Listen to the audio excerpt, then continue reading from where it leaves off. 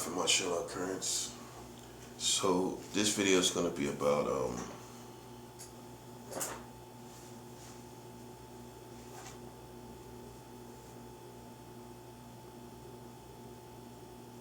as long as they surround Christians, as long as they are surrounding Christians, we are spiritually attacking America. That's what we're doing. Okay? As long as they surround me and you as Christians, that's going to curse this country. Simple. Okay? I mean, you got to remember, they got a clown mentality.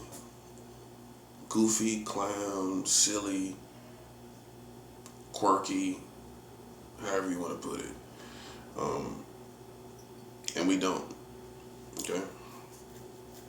And as long as they surround me with these games and telepaths and psychics and witchcraft and all this little Mickey Mouse Club games they got going, Honeycomb Clubhouse games, as long as they do that,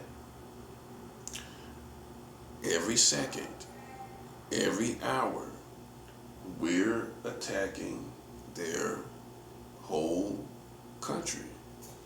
And that's that, buddy. Okay, so I guess the joke is on you. Guess the joke is on you, buddy.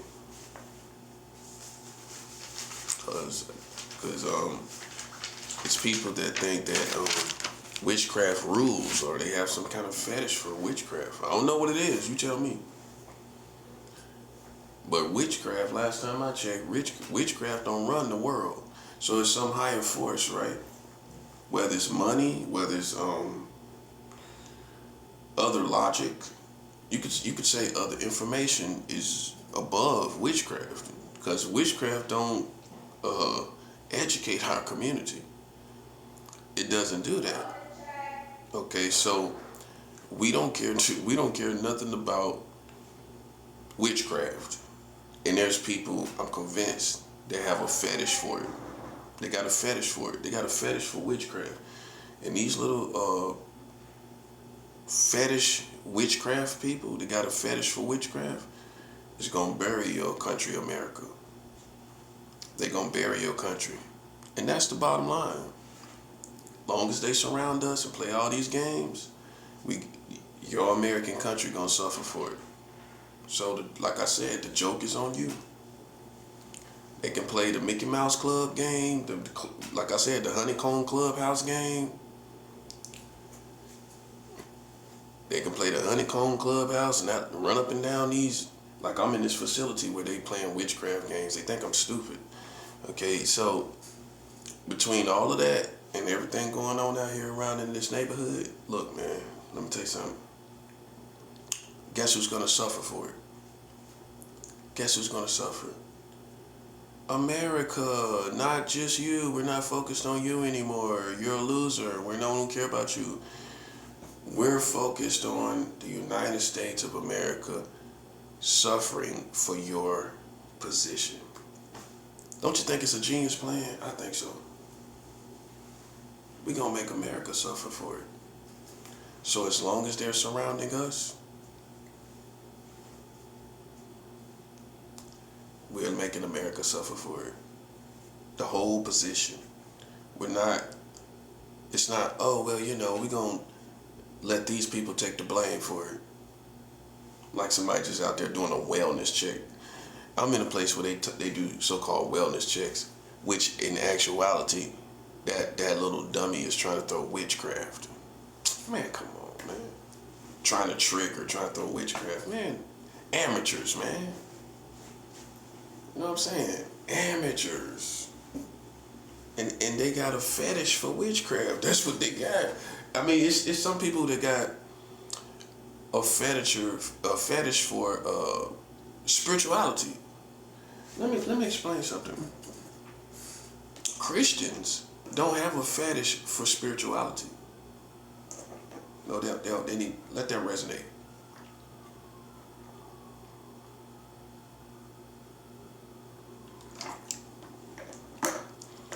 Christians don't have a fetish for spirituality. I don't care about that. I care about God. A witchcraft person got a fetish for spiritual occurrences and spiritual feelings and what the atmosphere feels like and what's spiritual going on here and like what's spiritual going on here and like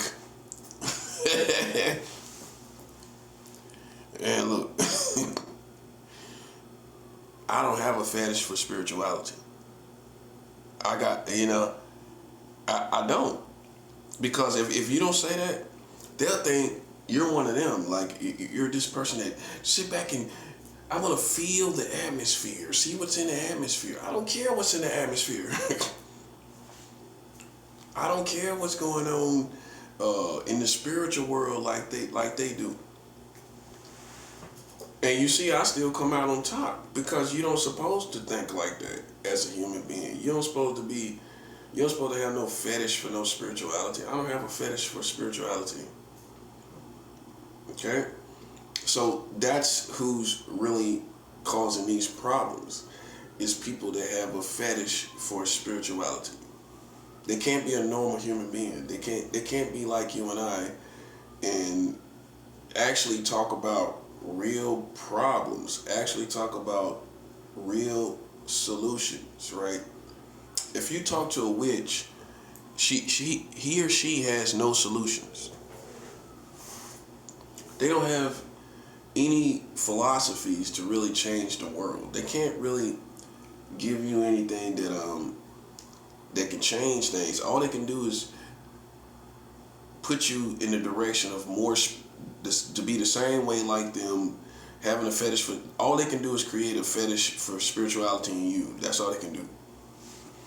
They can't give you information that's life-changing like we can on God's side. We give people life. That's why I have to differentiate ourselves as Christians from witchcraft people. All they can do is give you a fetish just like them. All they can do is give you a fetish for spirituality.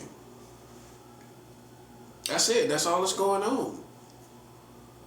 Now, when you talk to them, what you get from them? All they gonna do is talk about spirituality and all some kind of little fetish kind of influence information concerning spirituality. That's not me. I'm not one of them.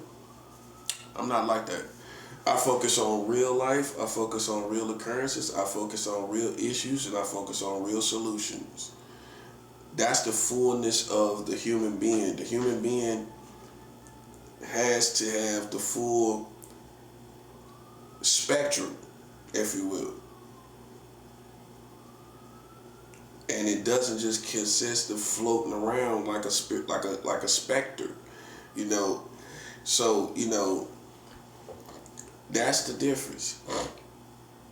I talk about the streets. I talk about street principles. Listen, I'm just differentiating myself. I can break down street principles. I'm not no weirdo floating around on a cloud. You know what I'm saying? That's them. That's why they're not going to get anywhere. And like I said, as long as they got a position against me, hey, long as you listen, we got a position against America. That's what it is. I'm just making it clear, man, just in case they think we don't have we're not aware of their position. Just in case they think we're not aware of it, I'm just putting out the necessary information. Like that's what I'm about. I'm gonna put out the necessary information for you to know that as long as they're in position against me, we in a position against America. Not them. They're losers. They're nobodies. I've been here 2 months and they were not able to do anything to me that they thought they was gonna do. Okay, let's admit that they have not done what they thought they was gonna do. That didn't happen. It hasn't happened. Okay, so now that I know the smoke clears and I see this building for what it is, right? We're going to be against these people out here in America, the whole country, for your position. And that's how it goes. See, that's what a boss man gonna do. You put pressure on me, I'm gonna put pressure on them. And as long as you keep pressure on me, I'm gonna keep pressure on them. And it doesn't matter who dies to me. I don't care who dies. I don't love this country. I don't care about this country. It's my enemy. So I don't hold the same sentimental value for America that you do. This country holds no sentimental value to me anymore. I don't have any feelings of nostalgia that I once did for New York City. That's gone. I don't have no nostalgia feelings for this country or city. Okay? So, they're not getting away with it. They're not getting away with what they're doing to me and you. They're not getting away with the positions that they got. Because I know behind that is somebody who think they tough. It ain't because they trying to figure nothing out. It ain't because they think we pedophiles. It ain't because you're a bad person or I'm a bad person. They think they tough. If you black, you know people like them. They think they bad. And if you're smart, you take that as a nucleus and blow it up to a world of their purpose and purpose. That's what it is. It's people behind that think they bad. That's what's driving it. And that's why I have this attitude, because see, you don't really know the attitude of these people. I do. They think they bad. They think they got something they gonna prove, and they ain't, like Prodigy said on Young Veterans, the song Young Veterans. You're trying to prove a point you can't prove. You're not gonna prove no point to me. It's too late. I'm convinced. I'm more competent than you, and I'm more spiritual than you. It's too late. So I don't know what you think gonna come out of this, because I ain't gonna die, and I ain't gonna fold, and I ain't gonna change, and I'm gonna be the same man. I'm black. Now I'm no hate to any other people, but a black man can go through all of this without folding. Did you consider that? Did you consider that? Didn't think about it because you're goofy. That's why. A black man can go through all this guerrilla warfare, and I'm not folding. I'm the same man I was last year. You can go back and watch my videos. I'm actually stronger this year, which is progression. I'm always progressing. So, I'm not gonna fold. Long as they got their position against me, I got my position against America. That's what we're gonna do. And here's the thing. It is fair because here's why it's fair, because they utilized, as we covered in guerrilla warfare, the video before this, they utilized the American community against us. So anytime we feel like we want to get at them, we already got justification for it. That's 7 out. We already got justification for it because they already utilized them. So whenever we feel like we're just ready to attack them, we can. It's already there. Okay, the justification to do anything we want to do, period, is already there. This building, this neighborhood, this city, this country, I already got justification in place. Ain't nobody gonna question why I'm in my position, like they retarded. Everybody know why I'm in my position. But they're questioning your position, right? Right. Your position is the one that's not legit. My position is legit. So as far as the guerrilla warfare goes, I'm winning because I'm in a legit position.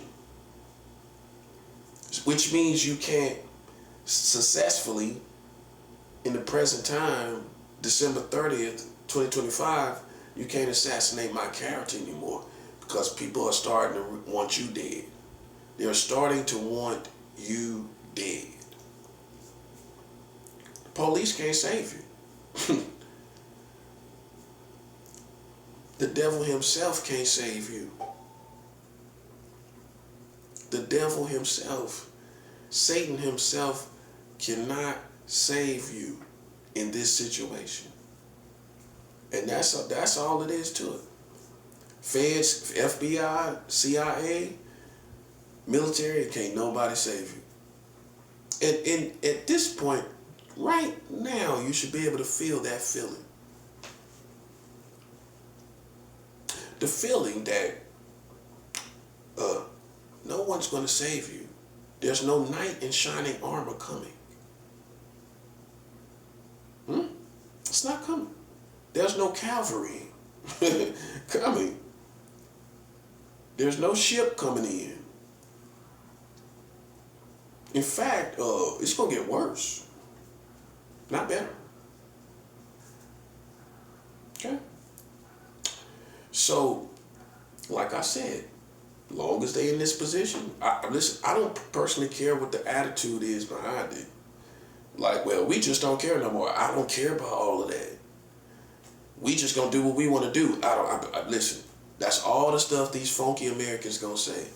We just gonna do what we want to do. We don't care no more. Listen, hey, I don't babysit grown people's feelings. I don't personally care what the justification or the logic is or your reasoning is behind it. I don't personally care. I don't personally care. Long as you're in position against me, I'm in a position against these Americans. And you're going to see more people die. You're going to see more people. If you don't know where the wins are, it's these families dying on the news. Go on the news and see people dying. That's the wins for us.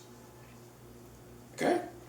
It may seem cruel, but hey, you reap what you sow. You sow cruelty, you get cruelty. That's right. That's good. That should happen. That's proper karma. Proper karma is if you're cruel to us, you're met with cruelty in your community. I don't know what you thought, buddy. I really don't. Oh, you thought I was somebody who wasn't aware of spirituality, aware of witchcraft, aware of mind readers, telepaths, wizards. You thought I was somebody that wasn't aware of it, didn't you? Listen, I'm not affected by that. I've been through it. You know how many times I've been through this?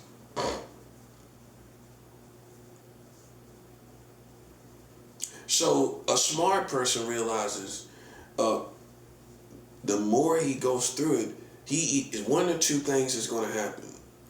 He either is going to be worn down, or he's going to be well past it, just maneuvering past it and doing other things while you're doing the same thing. I've been through this a million times. The last place I was living, they were doing the exact same thing. It doesn't bother me. It really doesn't. And maybe you might not understand because you don't come from the streets. Most of them don't. Okay, so you wouldn't understand how hardcore I really am. See, being tough is not just shooting a gun. The real tough guys is tough in every area. I'm tough in my psychology. I'm tough in my heart. I'm tough in my will to survive. I'm tough in every area, buddy. While these punks out here just like you, okay, you're probably valid to a certain degree, right? That's about it. But when we challenge your mind, when we challenge your heart, you fold.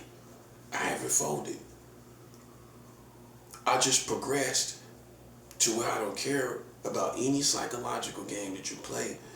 We don't care about anything you do in this atmosphere. It don't matter. Because as long as you do it, it's tit for tat. Eye for an eye, tooth for a tooth. Life for a life. We're going to attack the Americans spiritually by spiritual means. We don't have physical operations. Why would I do that? If it ain't broke, don't fix it. As they say in the South, if it ain't broke, if it ain't broke, I don't fix it. I don't fix something that's not broke. But the Americans tried to do that to me, didn't they? They thought I was broke. They tried to fix something that wasn't broke. Let me tell you something, man. Let me tell you something.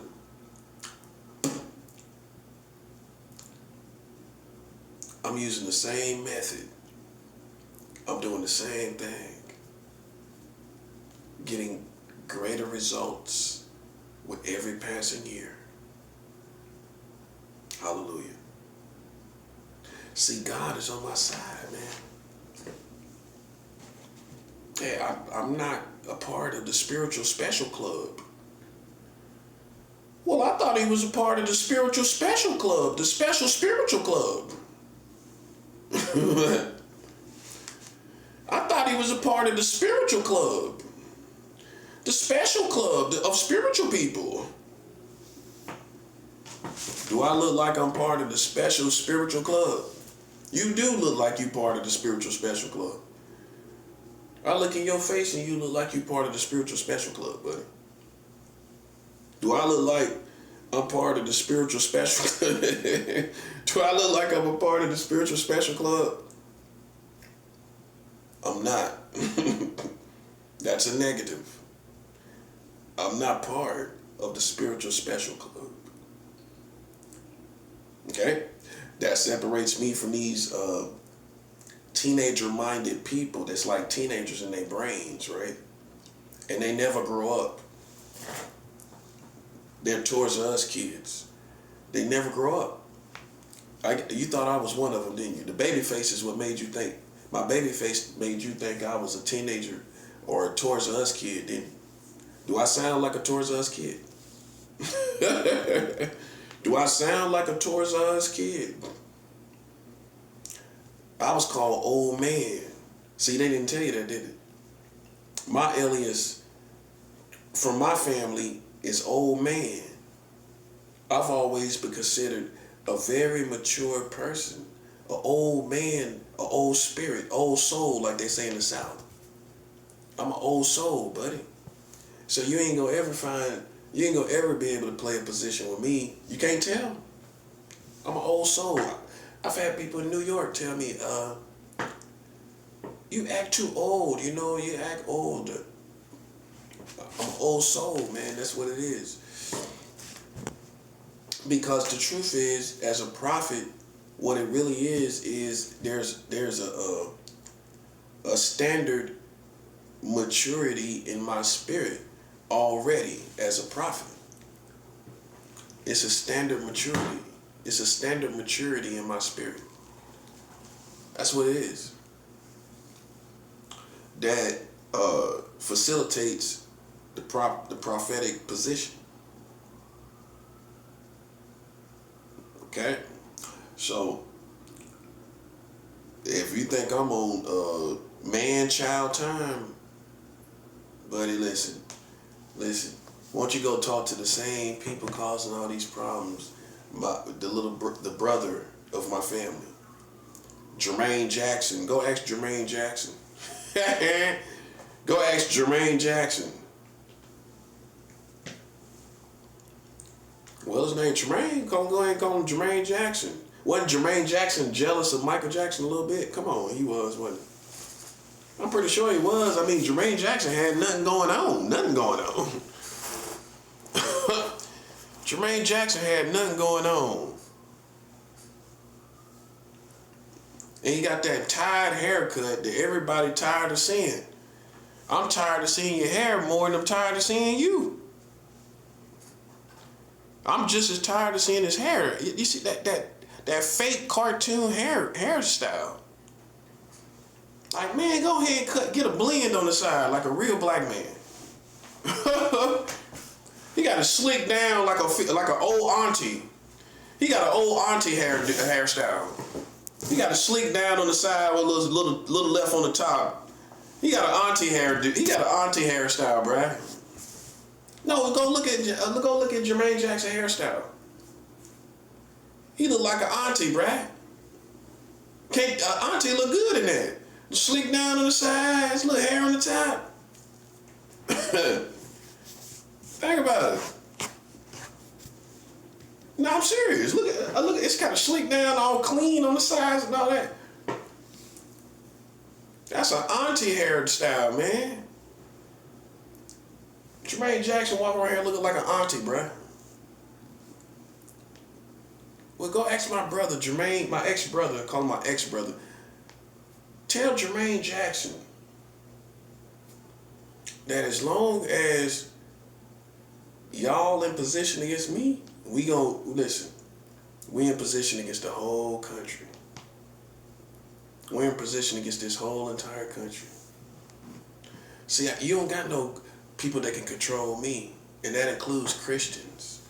You ain't got no Christians that can control me, buddy, because look, I got a personal relationship with Jesus. I got a personal relationship with God that they can't take from me. I don't need their vouchers.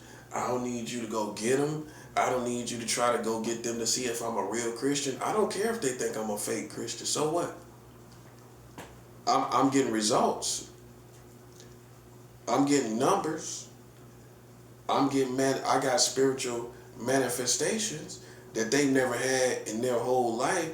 You think I care what they think at this point? I don't. They the same people still trying to work with America and stand with America, man. What you need to understand is the best Christians is not from America. The best Christians, I would say, is from Africa. Real Christians. And the islands, the Caribbean. That's where the best Christians are. The best Christians ain't from no America. What, you thought so? Oh, I get it, because America's a superpower. You thought they had the best Christians. That's what it is. I guarantee you that's what it is. And the best Christians aren't in America. The best Christians are in Africa. They don't do none of this stuff. These women that call themselves Christians, some of them lesbians, undercover lesbians. Now go to Africa, you ain't gonna find no Christian woman that's African, halfway a lesbian, but going to church and everything. But if she get tipsy enough, she got lesbian tendencies, don't she? Come on, man, that's the truth, man. Come on, stop playing. Half these women, listen, you can't be around a prophet, you're gonna be exposed. It ain't my fault. It's the spirituality. It's gonna expose you. It's gonna expose you for who you are. If you got lesbian tendencies, it's gonna be exposed, man. If you get close to me, I'm talking about companion-wise. These women try to date me, and then you come out to be a dyke. Ain't my fault, buddy. I tell you one thing, you may question my sexuality, but when I'm with a woman, I'm with a woman. Go ask them. Go ask them, did I ever say something suggestible? I made up a word, suggestible, right? Suggestible. Go ask them if I ever said something suggestible about some one to incorporate a man into our relationship. I ain't never do that. That's the true test right there. Are you satisfied with one person from the opposite sex? I am, right? I've proved that. Now, go find these women that will try to tell you that and question your sexuality. Try to tell you something about your sexuality. Let them get tipsy enough and they talking about incorporating females into their sexuality with you. That's all I'm saying. And then they'll turn around and go to church and talk about they're a woman of God. Man, come on, stop playing with me, bro. But from day one, they questioning your sexuality. But then we find out time later, you the one that want to incorporate a woman into a relationship with your man. I tell you one thing. Go. You ain't gonna ever find no woman talking about I wanted to bring a man into the relationship, or I wanted to bring I thought about a man. I was talking about a man. You ain't gonna never find that. You ain't gonna never find that. See, being gay or heterosexual is all in the sexuality. It's not actually all in the experiences. You can have all type of experiences, but what determines if you're gay or straight is your psychology. It's your psychology. I don't fantasize about men. I don't think about men in a sexual way. Okay? When I walk down the street, I don't think about these guys walking down the street and picking up on them and trying to see if I can pick up on them. See, that's the psychology of a gay guy. When I go down the street, the only thing that's gonna be in my mind is a woman. I'll tell you that, buddy. See, it boils down to psychology. But you can have all type of experiences. So we leave stupid people behind. You can have all type of experiences, but it's gonna boil down to your psychology, not your experiences. Because you can find a woman, all her experiences is with a man, but watch her psychology. Where she talking about being with women, she talking about she looking at women a funny way, trying to smell women's perfume. Listen, man, listen. Let me tell you something, man. Let me tell you something. They can have this proves my point. They can have all the experiences of being with a man, but their psychology is gay. They just haven't acted on it yet. Make sense? They just haven't acted on being a lesbian, but the psychology is already there. So what's worse? Experiences or psychology? Psychology is worse. She can have sex with with you as your husband, as her husband, all she wants, but her psychology is gay. So when you put up experiences versus psychology, you could have had experiences, but your psychology is not gay, and hers is, and she ain't got no experiences. But she's worse because of her psychology. Because once she get with a man, she has psychology towards women. When you get with a woman, you got psychology towards women. I mean, men. When you actually got a woman, you thinking about a man. Man, come on. No, you're not, man. No, you're not. No, you're not. You walking right past them like they don't matter.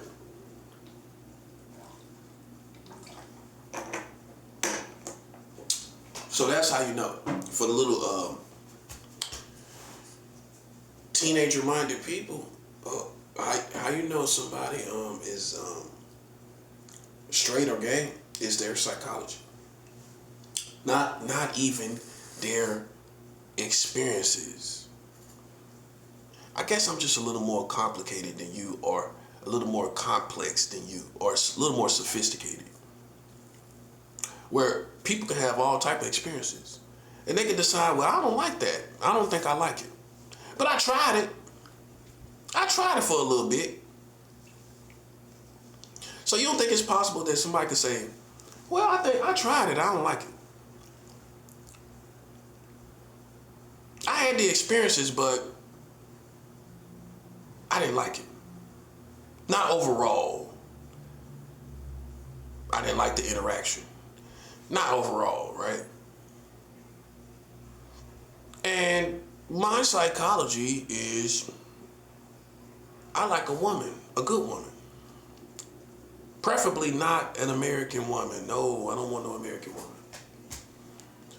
American woman, stay away from me.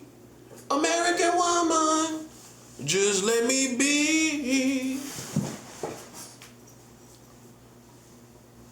Don't come knocking on my door.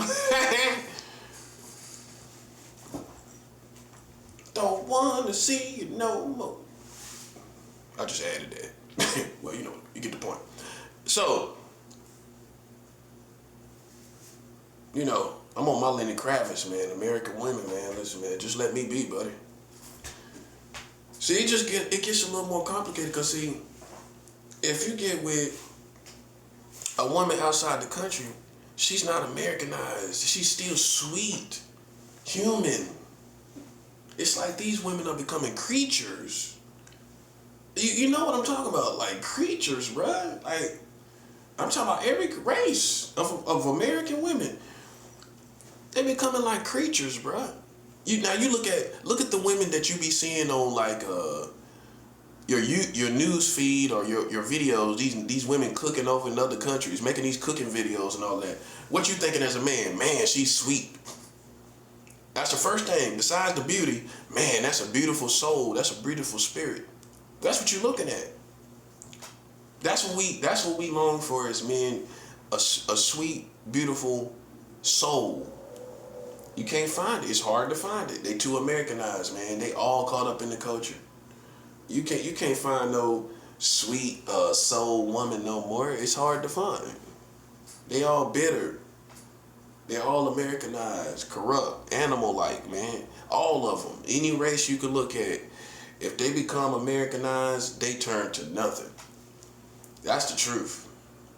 I'd rather be single. I'd rather be on my own. Think I'm crazy. I got my logic to it. I mean, it ain't like we ain't had sex before anyway. You know what I'm saying? It ain't like we don't know what it is. I mean, you ain't gonna experience nothing too different than you already experienced. It's not gonna be way too different dating these American women, is it? No, it ain't. It's not gonna be too different. So, man,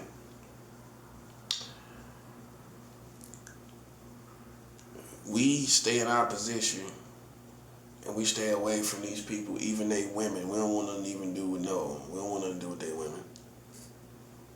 We don't want nothing to do with them, because see, all they're gonna do is try to use them to infiltrate you anyway. You can't trust these American women. If you under guerrilla warfare, all they're gonna try to do is send one of these women. Think about it. Even in public, they already doing that. They using these women, right? Okay, so then they'll try to send a woman to infiltrate you. Okay?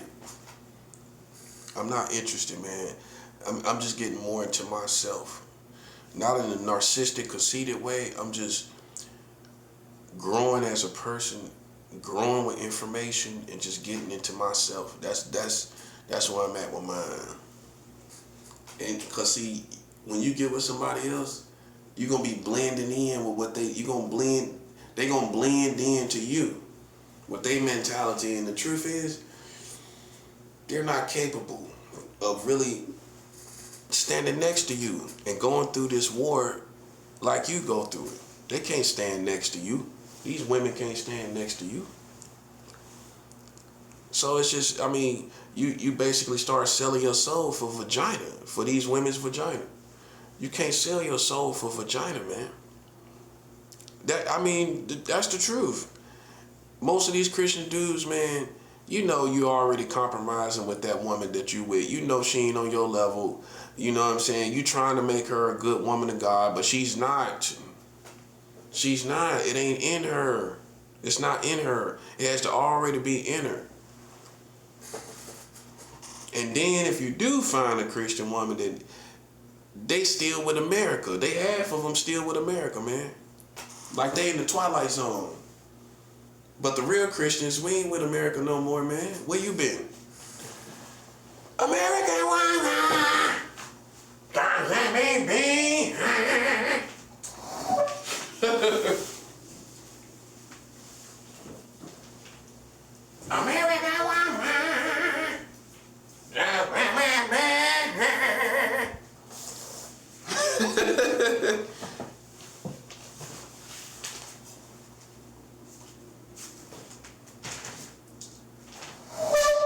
here because of a woman. I wouldn't even be here if it wasn't for a woman.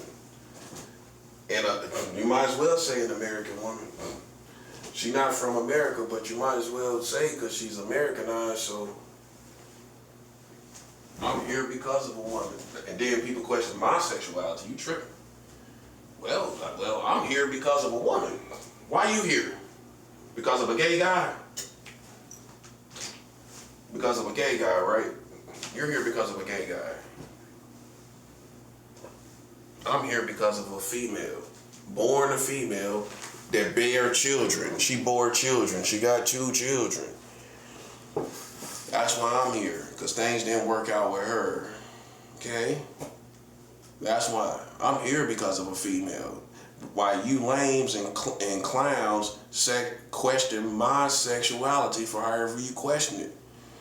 Why I'm here is because of a female, sucker. Okay? Well, yeah. So that's the whole aura and energy that's in the atmosphere because I'm placed here. See, if you understand spirituality, you understand that. I'm here. The truth that makes me be here is a woman. So how you gonna penetrate that? You can't. That's a solid spiritual, factual truth that you can't penetrate.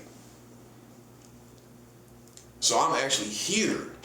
I wouldn't be here if it wasn't for a woman. You see that part? You see that part? No, I don't think they don't get that. That's over their head, buddy. That's over your head. That this whole energy and aura in actuality and in reality is designed through me being with a woman. That's why I'm here. So that's always going to be the steady humdrum frequency or vibration that's in the atmosphere or factual or vibration of reality. That's always going to be in this atmosphere. That's why I'm here, because of a female. Now, how you going to make it something else? You can't, because that's the timeline. That's the timeline that I'm connected to. That's why I'm here. If you came to a place, look at this from a spiritual perspective. If you came to a place because of a woman, how they gonna make you out of something else?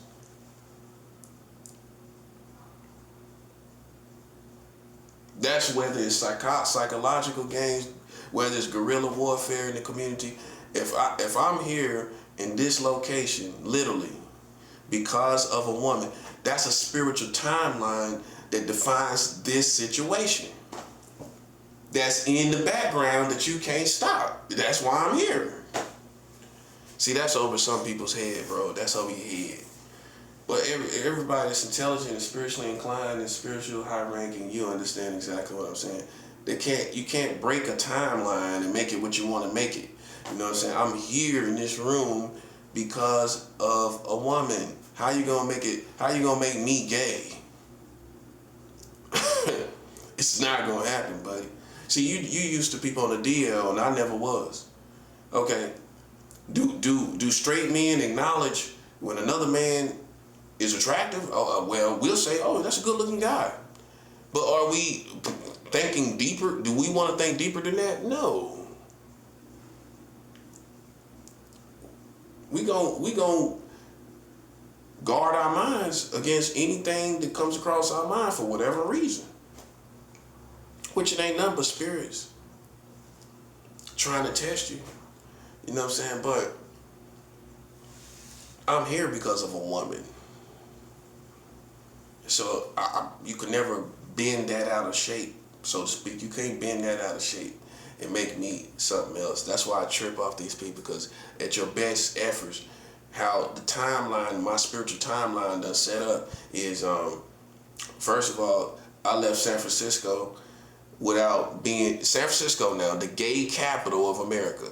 I left San Francisco this year and didn't have no interaction with no men. Oh, that's a crown in itself. I get crowned for that. You left San Francisco and didn't have any interaction with a man?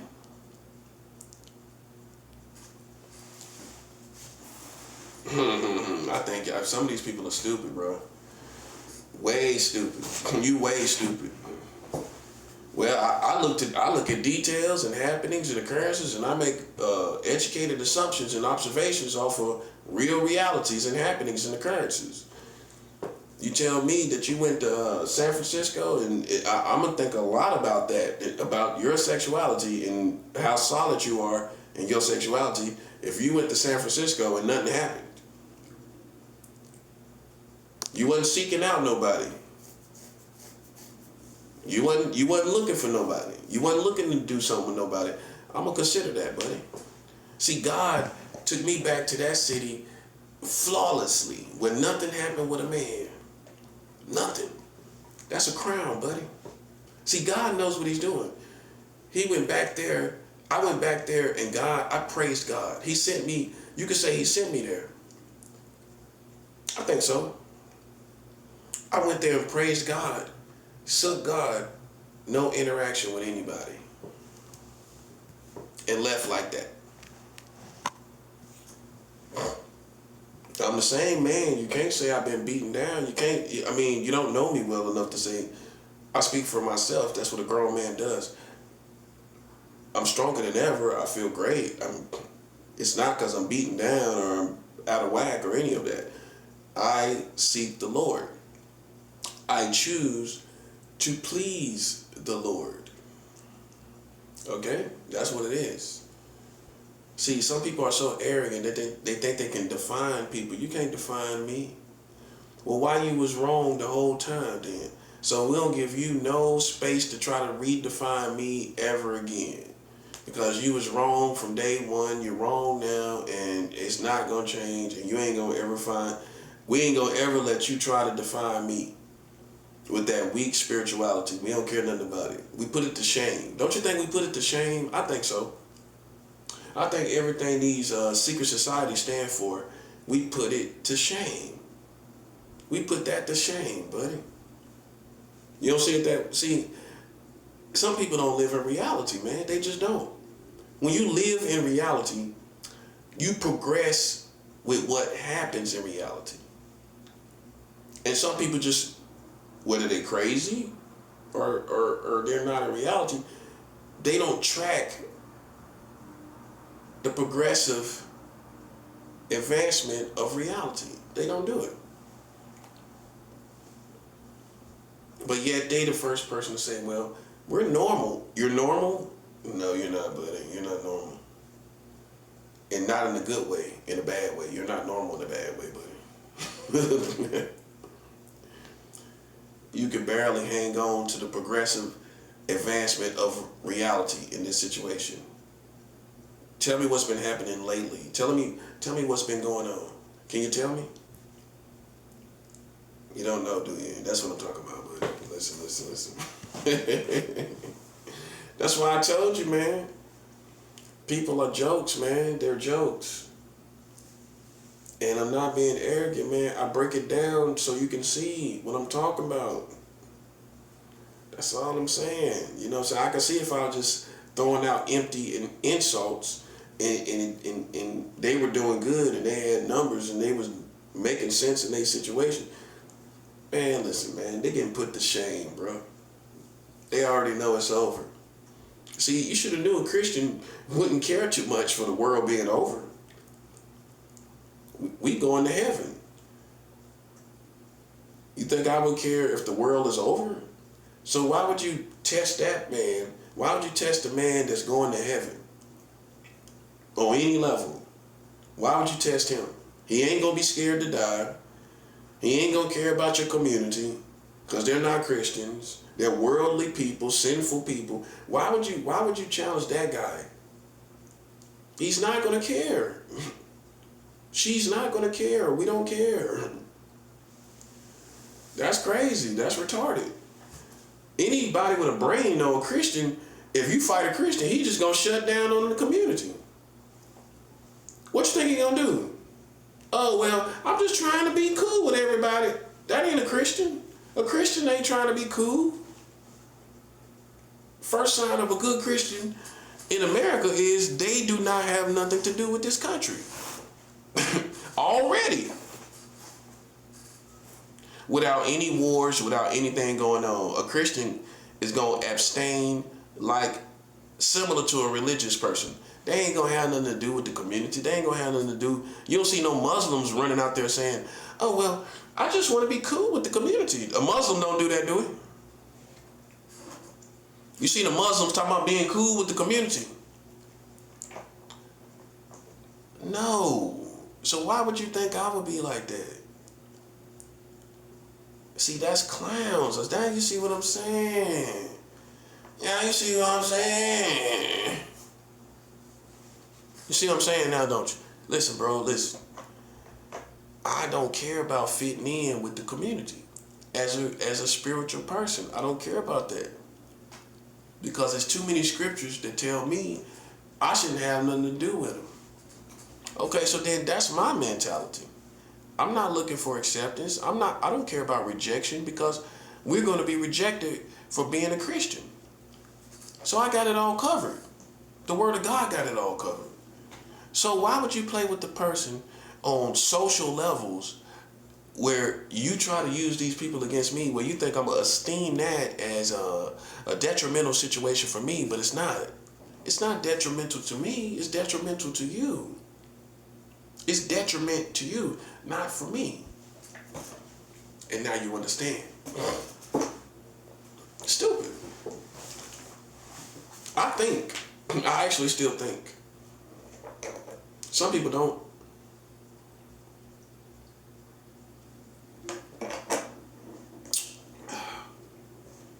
Well, in all their best thinking, look what they produce. Little to nothing. That's what I'm looking at. What you looking at? What you looking at? I'm looking at they producing a little to nothing. All the talking, all the smoke and mirrors, little to nothing production. Little to nothing going on. Now, when I talk, it's felt. You know why it's felt? Because you see spiritual manifestations. You see things going on. You see the information that I wield every time I talk. So that's the difference. You gotta differentiate yourself. It's not being arrogant. It's not being narcissistic or having this God complex. I don't have a God complex. It's not that either. I don't play God, and I don't have a God complex. I can show you where they actually trying to play God. But they not. That's obvious. They haven't even fulfilled their full potential as the image of God, being made in the image of God. They haven't even, no. You can't be outside of Christianity and fulfill your full potential as a person that's made in the image of God. You're not going to fulfill that full potential being made in the image of God because you got to be connected to God in order to fulfill that full potential of the foundation of being made in the image of God. You ain't going to fulfill it. You're going to just become a person that's made in the image of God. You show glimpses of being His creation, and you get arrogant about it along the way. You get egotistical about it. You get narcissistic about it. Me, I'm humble about it. See, what I learned from Moses is that Moses was the most humble man on the earth. You know what that means? He responded with humility. See, a lot of people don't respond with humility, especially in America. In fact, I would say how you gonna beat the Americans is through humility. Let them be prideful. Let them do stuff in pride. Don't even respond to it. Unless you got to protect yourself, but don't respond to it. Unless you got to correct somebody and check somebody. Other than that, listen, as you can see clearly, man, listen. I don't respond to none of that stuff, man. Unless I gotta check you as a grown man. For me being a grown man, you know, can't no wool be pulled over my eyes, man. Listen, you shouldn't have put me in this situation. Long as I'm in this situation, long as I'm in this position, long as they play games, and that don't even matter if I'm leaving here. While I'm still here, if people are in position, like they gonna get some last punches or some last attacks, we gonna attack America for every move you make, every day. See, unlike you, I don't sell out for nothing. I don't care what I get or what I don't have. It don't determine what I do, right? Okay, so it don't matter what's going on, right? As long as people are against me in this building and in this neighborhood, and you think I'm stupid, right? That's gonna be taxed spiritually to the United States of America. So you know how you're gonna figure out that's true? I want you to go look on the news. That's what I'm always doing. I watch the news. I go check for the news probably every other hour. Go check the news and see all these abnormal things that's happening that's not even normal by New York standard. It's not even normal by New York standard. And this is a weird city, everybody know that. So, but it's not even normal by New York standard, the stuff that's going on. Okay? And you know what it is? It's the wins for your position that you plan against me. So anytime you see these people die on the news, that's the wins. I'll further specify on that when you see abnormal deaths, stuff that just ain't normal by New York standard, that's the wins. Okay? Just in case you think we ain't doing nothing. Because it's people that don't know, they don't even, like I said, they don't really know what reality is. Reality is the progressive and advancement of humanity, basically. With God as commander-in-chief and the devil attacking, right? And demons all around. That's basically, in a nutshell, what reality is. Advancing with all those things considered, right? Some people can't even do that at one time. They can't walk and chew gum. You know what I'm saying? And to understand reality, you got to kind of be able to walk and chew gum. You can't just you can't be a dumb person understanding reality. No, you can't. No. It's not as simple as you think it is. That's the problem. They simple. Reality is not. But if you want to see what we're doing, don't look around your neighborhood. Don't look around Brooklyn. I'm not thinking about no Brooklyn. You understand? I'm not thinking about Brooklyn. Okay? I'm pretty sure you know that. Those who know me, you think I'm thinking about Brooklyn in what terms? And for what reason? And who am I looking for in Brooklyn? A man on my caliber. Who am I looking for? Boy, come on, man. Listen. Come on. Listen, man. We fight nationally on a national level. I'm a national soldier. You can go ask anybody. I'm known on the West Coast. I'm known down south in Florida. I'm known down south in Carolina. And I'm known throughout more than one borough in New York. Okay? I'm a national person. I am not focused on this surrounding. I don't give my full focus to this surrounding. And it never will happen. That will never happen. That never will happen. Imagine me just focused. That's what they want you to do. Focus on this whole building and focus on this neighborhood. And can you imagine? That's how you know I'm high ranking, because you ain't never seen me really focus on this whole building. I ain't gonna do that. I ain't gonna focus on this whole building. For what? What I'm gonna get out of it? What I'm gonna get done is the better question. I'm not gonna get anything done.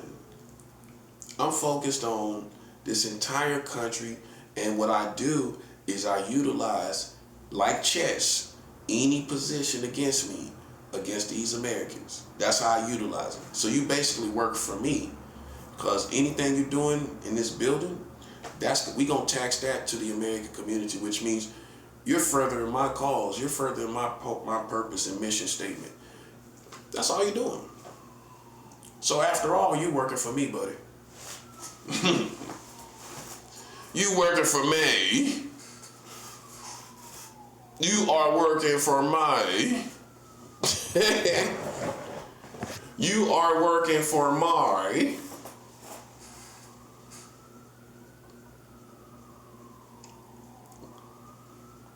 You are working for my.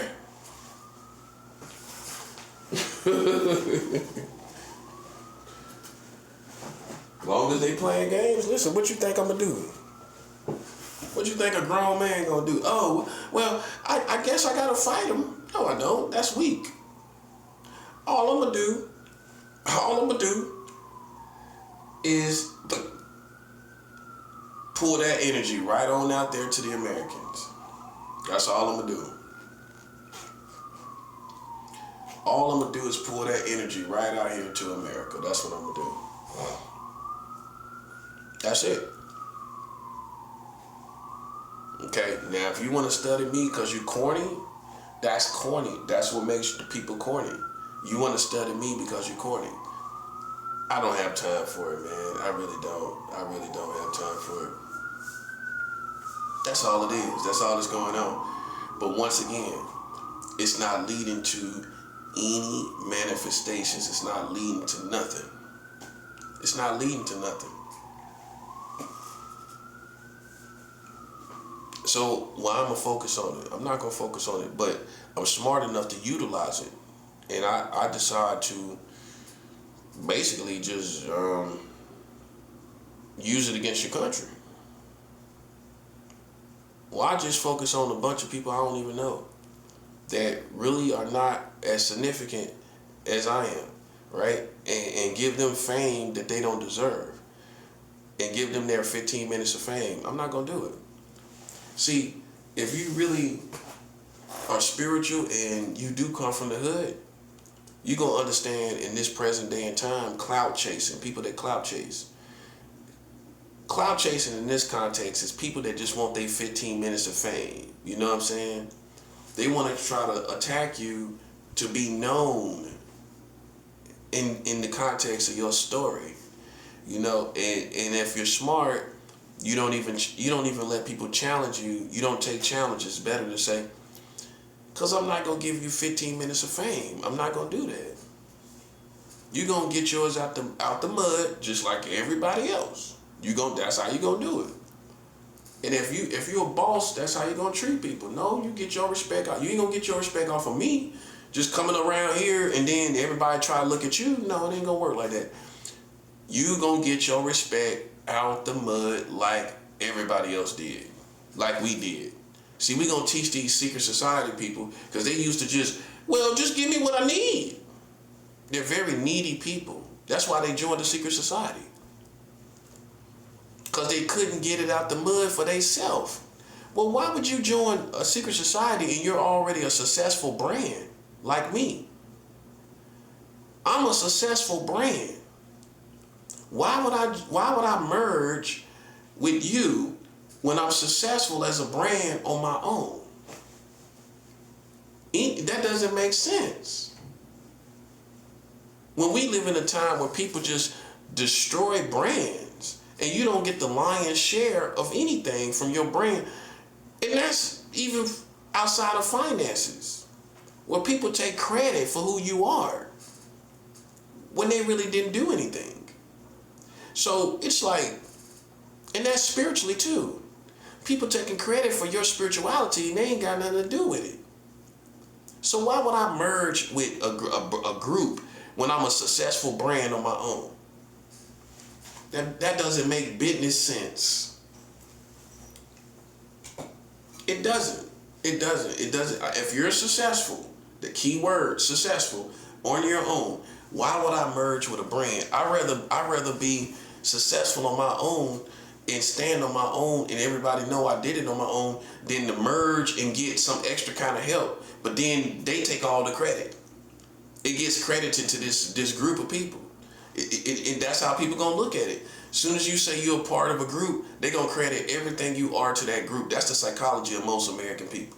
They don't have the power to, in most cases, if you join some group and you're even good at what you do, even if you're good at what you do, most psychology is still gonna give them all the credit, most of the credit. That's just how it is. So why, with that being said, why would I merge with a group of people and I'm successful on my own? It doesn't make business sense. So that's my logic. I stand on my own. Everything I get, just like Prince, the artist Prince, everything I make, everything I get credit for, I pretty much created it on my own, and I like it like that. I'd rather stay on my own and get all the credit. Everything people give me credit for, listen, I'm the one that did it. I'm the one that created it. I'm the one that had hand in it, and nobody else did. That's how Prince was. I'm like this about my brand of as a person, my intellectual property, everything. Like, I'm the only one was talking about child marriage. That's intellectual property. When you're the only one and you speak it in that place and time, key words, you're the only one speaking this intellectual property at this place and time. That's valuable based on you're the only one speaking this information. Now, if everybody was talking about it, then my intellectual property would not be valuable. But if I'm the only one talking about it, you know how high that puts my intellectual property? Where I'm the only one talking about this? You can't even show me none of these actors, these singers, these preachers, nobody. That's gold. Whether you like it or not, I got intellectual property that's gold in America based on the fact that none of y'all knew about child marriage laws until I came along. And whether you give me credit for it or not, as a teacher, my spiritual DNA is in your community. Because the spiritual world is going to always exhibit the truth. So the truth is, the only way y'all know about this, whether you like it or not, is because of me. So that means basically, indirectly, you're all my students. You're all my students because my intellectual DNA is in you. My intellectual DNA is in you. If I'm the reason why you actually found out about this, if that's the truth, whether you like it or not, my intellectual DNA is in you, which means basically indirectly you are my students. See, I'm a real sensei, man. Stop playing with me, buddy. Listen, that's real intellectual property. Okay? That's valuable. You know what makes it valuable? You know what makes intellectual property valuable? Nobody else is saying what you're saying. Nobody else is producing the sound bites that you produce. While you had a juvenile mindset towards it, I don't. I know what I got. I know the value of what I got. That's what makes me smart. Whether you admit it or not, or whether you want to come to terms with it, or maybe you want to hide it from me, or you thought you was hiding it from me, I know the value of my intellectual property. Okay?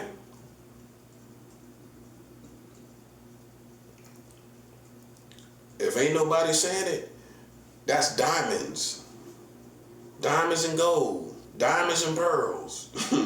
It's diamonds and pearls if I'm the only one talking about this.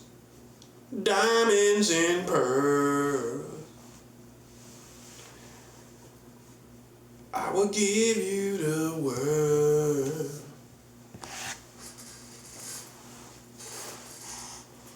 I can give you my love.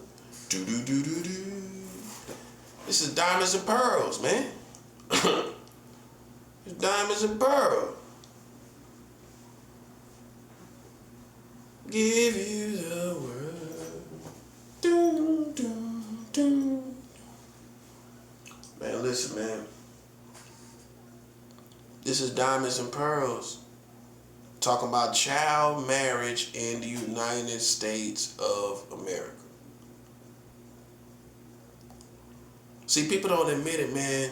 Your spirituality is so on point, man. Listen, that's what we know. Now what we dealing with. Jealousy and envy. We're not dealing with people that really want to know the truth of things or really want to see what's going on in the world and know what's going on. Now we're dealing with jealousy. Jealousy is one of the worst things you can deal with. You know why? Because even if you do like a jealous person, you could do stuff for them. I seen it. You can give a jealous person things. You can help them and everything. It doesn't matter. They're going to always see you through a jealous perspective. They always going to see you that way. You can give them everything. Guess what they're going to do? They're going to feel like the person they jealous of got more than them and helping them, and they don't want to accept your help. Think about it. That's going to make you look better, and they already jealous. And you trying to love them, or let's say you do that. You trying to love them, help them, whatever. That's going to all make you look better, and guess what? That's going to provoke them to more jealousy. If you cool with them, this is the one I definitely did. If you try to be cool with jealous people, that's gonna make it worse because it makes you look that much better. When they know they jealous of you, but you trying to kick it, you trying to be cool with them, you trying to give to people and everything like that, but they still got a little bit of jealousy in them. See, for me, I grew up around my mom and my dad that always wanted to have something. My stepdad and my mom, they always had stuff. So I grew up, if you grow up seeing people have stuff and work for stuff, you're not going to be a jealous person because you're too used to it. You're too used to seeing people have stuff. I'm too used to people having stuff for me to be jealous.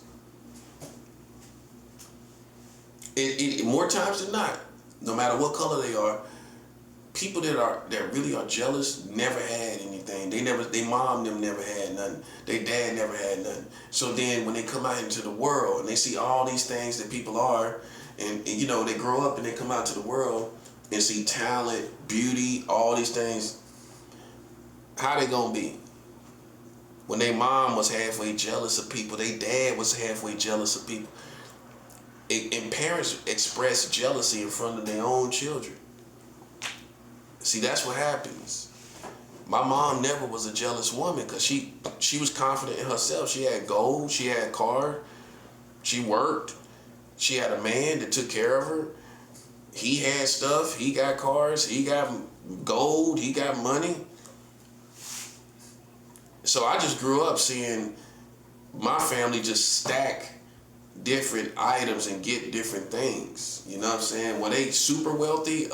No, but a comfortable place for, especially from the 90s and only into the early 2000s. Comfortable, and then they worked for it. They had a humble beginning and then they progressed, which makes that even better. And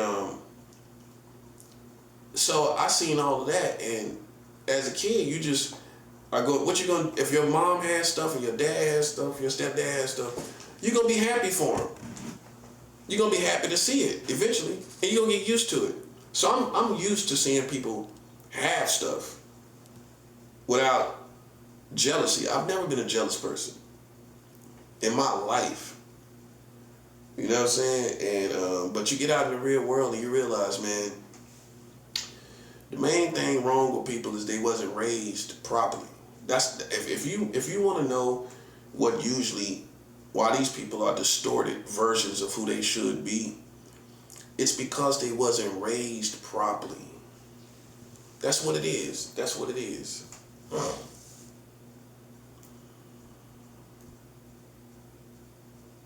That's what it is. They wasn't raised properly because when you're raised properly, the teaching that you gave, the teaching and the work that you did as a child that made you a certain character, you're not going to deviate too far from that character. Think about it. Who you really are is how you was raised. And how far are you going to deviate from how you was raised? Not too far. The average person is not going to deviate too far from how they was raised. So that's why you see people out here ratchet, crazy, bugged out, because they was raised ratchet. No parent really caring about them, nothing like that. So they can come out to the world and don't care about nobody and do whatever they want to do because nobody really cared about them. Think about it. You don't even have no sense of control over yourself when nobody expressed control over you as a child. When nobody really cared about you. Those type of people come into the world and that's what we have the problem with. People that wasn't raised properly. I'm gonna tell you, that's what it is. That's exactly what it is. And because and how I prove that is because the pattern of how your parents raised you is what's gonna mold you, right? And then that mold is what you're gonna express, right? Through that whole atmosphere. Other parts of that atmosphere is gonna mold you too. Your family and how they interact and, like I said, things and how they accumulate things, and that's all gonna mold you. Right? Now, as a human being, to feel like you're sane or you have your sanity in control means you're not going to deviate from your mold. That's why you can say people look, there's different forms of different opinions and definitions of crazy, because if you always been crazy, you didn't really lose your mind. To lose your mind is to deviate from your mold, right? So anytime you feel like in your character you're kind of deviating from your mold, you're gonna kind of merge back into your lane. Which means if you was raised right, you ain't gonna deviate too far from that. You ain't gonna deviate too far from that mold of how you was raised. Not too far.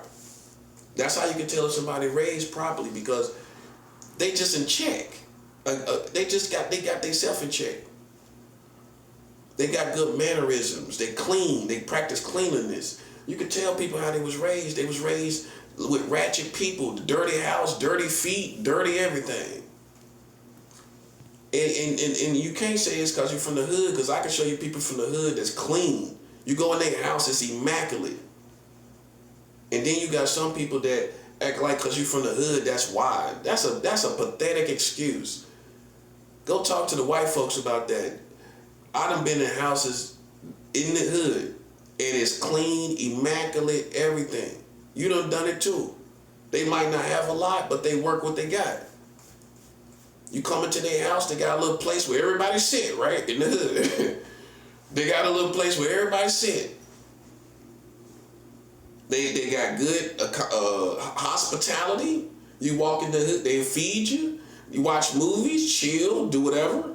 And you walk away feeling good. That's in the hood. It's not all barefoot, dirty, barefoot people running around in houses yelling and screaming all the time. Because a person that is raised good in the hood, they going to shut all that down. All that screaming, they going to go check that. Hold on, let me go up into this room. Y'all, hold on, wait a minute, y'all. Hold on, pause the movie, pause the movie. They gonna go check the kids and everything in that room. Y'all shut up in here. People that got their house out of check, kids running around, everything, dirty feet, funky and everything. You know what I mean? What them kids gonna grow up to be? The people that's out here gang stalking, the people that's out here, that's them, that's who it is. Them little kids that was neglected in them dirty houses. Them little kids that was neglected by drug addict parents or alcoholic parents. That's what you dealing with, man. I mean, listen, that's a higher psychology of understanding all of this. Because like I said, if you was raised properly, you are not going to deviate too far from the mold of it ain't going to make sense for you to do it. You grew up with a work ethic, so you can work. You can go get a job if you need to. I can go do that if I want to. People don't know that. I can go get me a job if I want to. I done worked in New York. I done worked in New York City. So, you know, one of the jobs I had, the last job I had was right over here by East 15th in the Russian neighborhood over here. As soon as I knew I was in Brooklyn in the East numbers, I knew I was like, I'm probably near my job, my last job. I went and walked to my job from this place, from this building that I'm at. My last job that I had here in New York. I walked over there. It ain't over there no more, but it used to be a New York sports club. You know what I'm saying? And so it's just always evidence of the truth all around, man. You know, but that reflects on how I was raised. It's always gonna be evidence of how I'm raised. Even in Brooklyn, I can go. I'm walking distance from the last place that I worked here in Brooklyn. And that's the truth. That's going to radiate past whatever people feel. You know what I'm saying? And, you know, I'm not going to deviate too far from who I am. You know what I'm saying? A lot of people do, man. But, you know, they was never raised right, man. Because if you was raised right, you would work hard and you would get it out the mud like everybody else. A spoiled child or spoiled people go join groups, which means, once again, you wasn't raised right. You know why? Because you're spoiled. You want everything handed to you. Most of these people that are in these secret societies want everything handed to them. That's why they joined it, because they want to get something handed to them from these secret society people. Which means they were spoiled as a kid. There was no balance. They had people handing stuff to them, and they never worked. I started working when I was 15 years old. That's why I can take a break. As far as credibility, well, I started working when I was 15. I mean, so how you gonna say he's not built to work or he can't work? I got a foundation of being a worker, working for America at 15 years old. So with that being said, a person ain't gonna think you ain't got a work ethic. You need to learn how to work if you start working at 15 years old. So I can move away from how I grew up a little bit, right? To do what I gotta do concerning this situation. Cause I got that credibility. I don't care what you're talking about. Cause you know what? Most people ain't gonna tell you I was working at 15 years old on the books, making my own money, making my own checks. Did they tell you I was working at 15, making my own checks and making my own money? They ain't tell you that, did they? Okay, that's what I'm talking about, buddy. That's 7 hours. They ain't tell you that part, did they? Why people questioning me and my sanity and whatever else, my behavior, did they tell you I was working at 15 years old? They ain't tell you that part, did they? Because they trying to create a certain narrative for you to follow. Okay, that's why I'm a complex human being. I'm a high quality human being, and I know when people wasn't raised right. My parents didn't tell me to go work at 15. Think about it. My first job, I went and worked on my own. I wanted a job on my own. My dad didn't tell me, oh yeah, you gotta work. You're 15. My mom didn't say, oh, you're 15, you gotta work. I started working on my own, man. Now go check the times when other people started working their first job. They was 15 when they started working. Nah, they probably were about 17. Nah, they might have been 16. Nah, they might have been 19. Especially these days. Kids out here 19 work getting their first job. Kids out here 19, you just start working. And they ain't gonna, these kids these days ain't gonna never get out the house. Man, can't you see that? They ain't gonna never, how they gonna pay for cost of living here in these cities, in America? These kids ain't gonna never get out the house. They gonna be at home and all their life. All their life they gonna be there. That's how it's looking to the end of the world. Most kids that's between 18 and late 30s, man, listen, man. Most of them ain't going nowhere. Because you know what's going to happen? The parents is going to look at the economy and look at all that's going on. And they going to say, you could just stay here, baby. Don't worry about it. You could just stay here. All this stuff going on, I already know. You could just stay here. And they ain't going to leave. And what kind of person that's going to be? How that person gonna be? How they gonna grow up? When you ain't never lived outside your mom's house or your dad's house. I'm starting to realize it's all in the raising of how people are raised. Okay, you go out to the world at a young age, you gonna be a whole different human being than a person that ain't never left their mom's or dad's house. And you can't make it work. You can't, because they too crippled. If they ain't never left their mom's house, going on into their late 30s, they'll look at us and say something about us being crippled, cause they'll kick us while we down. But do you even value that person's opinion? And how can you even bring yourself to call somebody crippled? But you ain't never left home. But you ain't never left your mom's house. That's what we call crippled in the world. You ain't never even left and stood on your own. No pun intended. You ain't never stood on your own, man. We don't give you no. Listen. A person that ain't never stood on their own. I can't stand your opinion of anything. I can't stand your opinion of anything. You still staying home with mom dukes. You still home with mom dukes. Trying to put your mouth on me. You can't be serious. You can't be serious.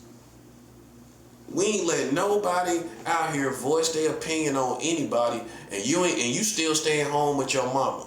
Now, I'm black just like the next man. I know you can fall on hard times and go back home. But it ain't the same thing as you never left. Because once you done left, you gonna have a taste for the real world. And you gonna go back out there. A real healthy person ain't gonna stay at home. You have no intentions of it. The bottom line is you didn't stay. You didn't stay, did you? You know why? Cause you got a taste of independence. You can't be under your mama, your daddy, because you wanna be with a woman or a man. Sexually, how you gonna do that? Like you supposed to, like a grown man, walk around the house with naked with your woman. You can't do that. At your mama's house, no. Man, I never understood how people can be with their woman, living with their mama. How can you have sex, good sex? You can't even have good sex. Not me. Man, how a real man make love, how you gonna do that at your mama's house? And real men know what I'm talking about. How you gonna have sex with your mama? How you gonna have sex at your mama house to your wife like you supposed to? It's a certain way you supposed to have sex to a woman. How you gonna do that? You ain't gonna be able to do that, buddy. You ain't gonna be able to have sex with no woman at your mama's house. Come on, man. A real man already know what I'm talking about, man. I mean, all the noise, come on. All the noise, how in the world? I don't get that, man. But see, That's a type of person. That's a type that I'm not. I'm not that type of person. I can't be with my woman doing me like I do me. You know what I mean? On any level, nah, it won't work, man. Cause see, you gonna be still submitted to your mama in front of your woman. How come on? How you gonna do that? Your mama telling you, oh, turn off the lights. Okay, mom. And you got a grown woman that's supposed to be your wife, but your mama checking you every day, every other day. She regulating and checking you like the big homie. You getting checked like the big homie, by the big homie every day in front of your woman. Oh, it's gonna happen. It's gonna happen. Especially with black families. Your mom gonna check you in front of your woman. Think about it. And it might not be right. And that's the bad part about it. It might not even be right. She might say something that she shouldn't even say. Your mama ain't perfect, right? So she could say stuff she shouldn't even be saying. And what can you do when you're on her terms? That's not even how a man's supposed to look. You don't even supposed to look like that in front of your woman. With that being said, man, even how America treat black men, look how they treat you in front of your woman. This is why, man, I'd rather die as a man living for 15 to 20 years than live a boy all my life. You don't never even live and express yourself like you're supposed to. You know how many people died not expressing their full mindset and potential, submitted to America and not even saying what you want to say? What I call it is, I coined the term intellectual masculinity. Intellectual masculinity is when you form your own opinion as a man. You do not submit to another man's opinion of nothing. Now, with that being said, how many of you are submitted to America's whole perspective about all these different people and countries? You let America's perspective on Africa, Middle East, particularly the Middle East, and Europe and Russia and China, you submit to their perspective of all these places. So how are you intellectually masculine or intellectually mature for women? You're not, because you're submitted to another man's opinion, and you're competent enough to form your own opinion. I'm intellectually masculine. Both of my fathers were brawny masculine men. That's what you'll notice about my dad. My stepdad too. Both, my mom don't date no weak, passive men. So I had to grow a backbone, if you don't know where I got it from, because a kid gotta grow a backbone with masculine men. They'll crush you. So it's like a big strong pit bull makes the little puppy tough. Keep moving them around, knocking them around. You know, if you grow up with masculine fathers, how you gonna be a passive man? Unless you got broken. They broke you. Yes, they broke you, but if you a masculine man, if you grew up around brawny, masculine men, I guarantee you one thing you're gonna do. You're gonna be a papa. Your word is gonna stand everywhere you go. And I don't care what the situation is. Your word gonna stand, and you gonna stand on your word. And that's that, because you too used to seeing it from your fathers. If you got a masculine father, how you became a punk? How you let these people play in your face? You can't do it. You'd rather die. That's how a real man is. Listen, I'd rather live like a man for 20, 30 years than live like a punk for 50, 60, 70 years. Many of you have lived like punks your whole life. You ain't never said what you really feel about this country. You ain't never really expressed what you really feel about all this situation. And the truth is, man, back to being raised right, you wasn't raised by no masculine men. That's the truth. And some of y'all didn't even have a man in the house. So then definitely, you didn't get the masculinity of the father. The intellectual masculinity, that's it right there, that's 7 out. You didn't get the intellectual masculinity because there was no father there. There was no father there. How you get intellectual masculinity? You didn't get it. See, one thing is, even though I came from a broken home, I bounced back because my stepfather was masculine. And he was a provider. He worked. He took care of my mom. He took care of us. We seen him work. We seen him make it happen. We seen him make fires. Which means a lot of time he just built stuff. You know what I mean? He just did stuff and made our life comfortable. If we was in trouble, environmentally speaking, he would make the environment comfortable. We seen him, one man, do a lot of things by himself. So for me, you know, what I got from that is intellectual masculinity as a Christian. Like, I stand on my own. I build things on my own. That's why I don't let people think they doing something with me if it ain't an understanding of this. It got to be. And one thing about a real man is willing to die in his manhood. Because when his manhood stops, he dies anyway. That's how he feels. Just like street niggas feel like, if I'm not real no more, I die. You know that feeling I'm talking about, right? Every street nigga know what I'm talking about. If you fell off as being real, you will feel like your whole existence is gone. Right? If you wasn't a real nigga no more, I'm talking about people that's been real niggas for like 20, 30 years. Right? If you ceased from being a real nigga by principles and perspective, and you know what I mean, and you contradicted yourself to a fatal degree where you couldn't be considered a real nigga no more, where it wasn't understandable. It's not understandable at all, you know. You would die at that point if you actually was a real nigga. Now the test is, if you ain't a real nigga, guess what? You can do anything and you don't die. That's how we know who fake, because you can play with a black man and still live. You can gang stalk a black man. You can play with me and call yourself black. That's how we know you're not black. You know how I know? Because your existence would die because of your principles. You wouldn't be able to live with yourself. I ain't never played with no black man. I ain't never played with no black woman. I check people, but play with people, I have never done that. I could never do that. Looking at all those visuals of slavery.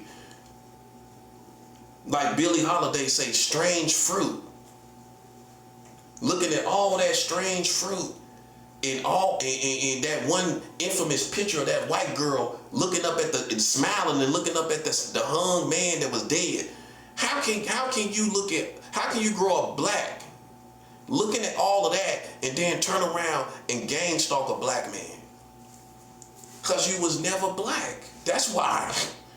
That part. Because like I said, if you're raised right, aware of your blackness, you can't deviate too far from that. No, you can't. In other words, I don't care what's going on. I don't care about money. I don't care about these secret societies. You can't deviate where I come from, North Carolina. See, up here in New York, you know, that's why we question people's blackness. Because you can deviate from it and still feel black. How you gonna deviate from it and still feel black? No, I wouldn't feel black. No, not if money, whatever is involved. I ain't gonna feel black deviating from being black in my perspective and principles where I'm playing around black people. No. Where I come from, you couldn't feel black. You wouldn't feel black. You wouldn't feel black playing around other black people. So that means to me, man, once again, you wasn't raised right. You wasn't really raised black. See, that's why I try to tell y'all, you know, some people are actually blacker than others. And you can't go by nothing but their soul and their principles. You can't go by their features. You can't go by none of that. Because I can show you extremely dark-skinned people that are not black. No, they not. Because when we look at their principles, how How you gonna deviate that far from being black for money? I don't care what it's about. That's the difference between us and white people. White people can deviate all kind of ways because they ain't really go through nothing. They can turn on their own people because they people wasn't really oppressed. But if you see your own people oppressed, how can you turn around and oppress people yourself? And I don't care what it's in the name of, money or whatever. For a black man, money ain't gonna ever make him deviate to where he mistreating black people for no reason. No, You couldn't live with yourself like that. Think about you making a black person suffer. You can't live with that. No. That's how we know most of these people are not black, bro. I'm trying to tell you. They wasn't raised black. Go check their background. It's going to be some contradiction, I guarantee you, on real black principles being raised black. I guarantee you that, buddy. It's going to be something missing, I guarantee you. Because if you raised where I come from in the South, I can go to war with any people, including black people. But that war is different. Playing with people and playing games and just trying to torture people is a white boy mentality. It's white psychology. Like that movie Get Out with the black dude had a white head, a white brain. In the movie Get Out, where the black woman was white in the head, she was white in her brain, bro. They was white. The black people that stayed in that house Get Out in that movie, the black man and black woman was white in their head. And there's people out here that's black just like them. You don't think so, do you? Yes, they'll kill you and go make love to a white person after they kill you. Probably getting off on it. Probably getting off a little harder on it. You think I'm playing and I'm not. I'm not saying you gotta marry a black person. But you can't deviate from your principles as a black man or woman. Even though you married to a white man or woman, you can't deviate. How you gonna deviate from who you are? You can't. Because you're gonna still be seen, you're gonna still realize you black in America. Even if you're married to a white woman, you might get persecuted more and realize from that persecution that you black. And guess what? You're going to come right back in line to your principles as a black man or a black woman, realizing you persecuted for being with a white person. That's going to pull you right back. You ain't going to feel like you're not black anymore. Okay? And you know how many black people go through that? Dating a white person, where they're mistreated for it in some kind of slick way or form of fashion. You can't deviate from who you are and live. You know what I'm saying? You can't live because you don't got no credibility.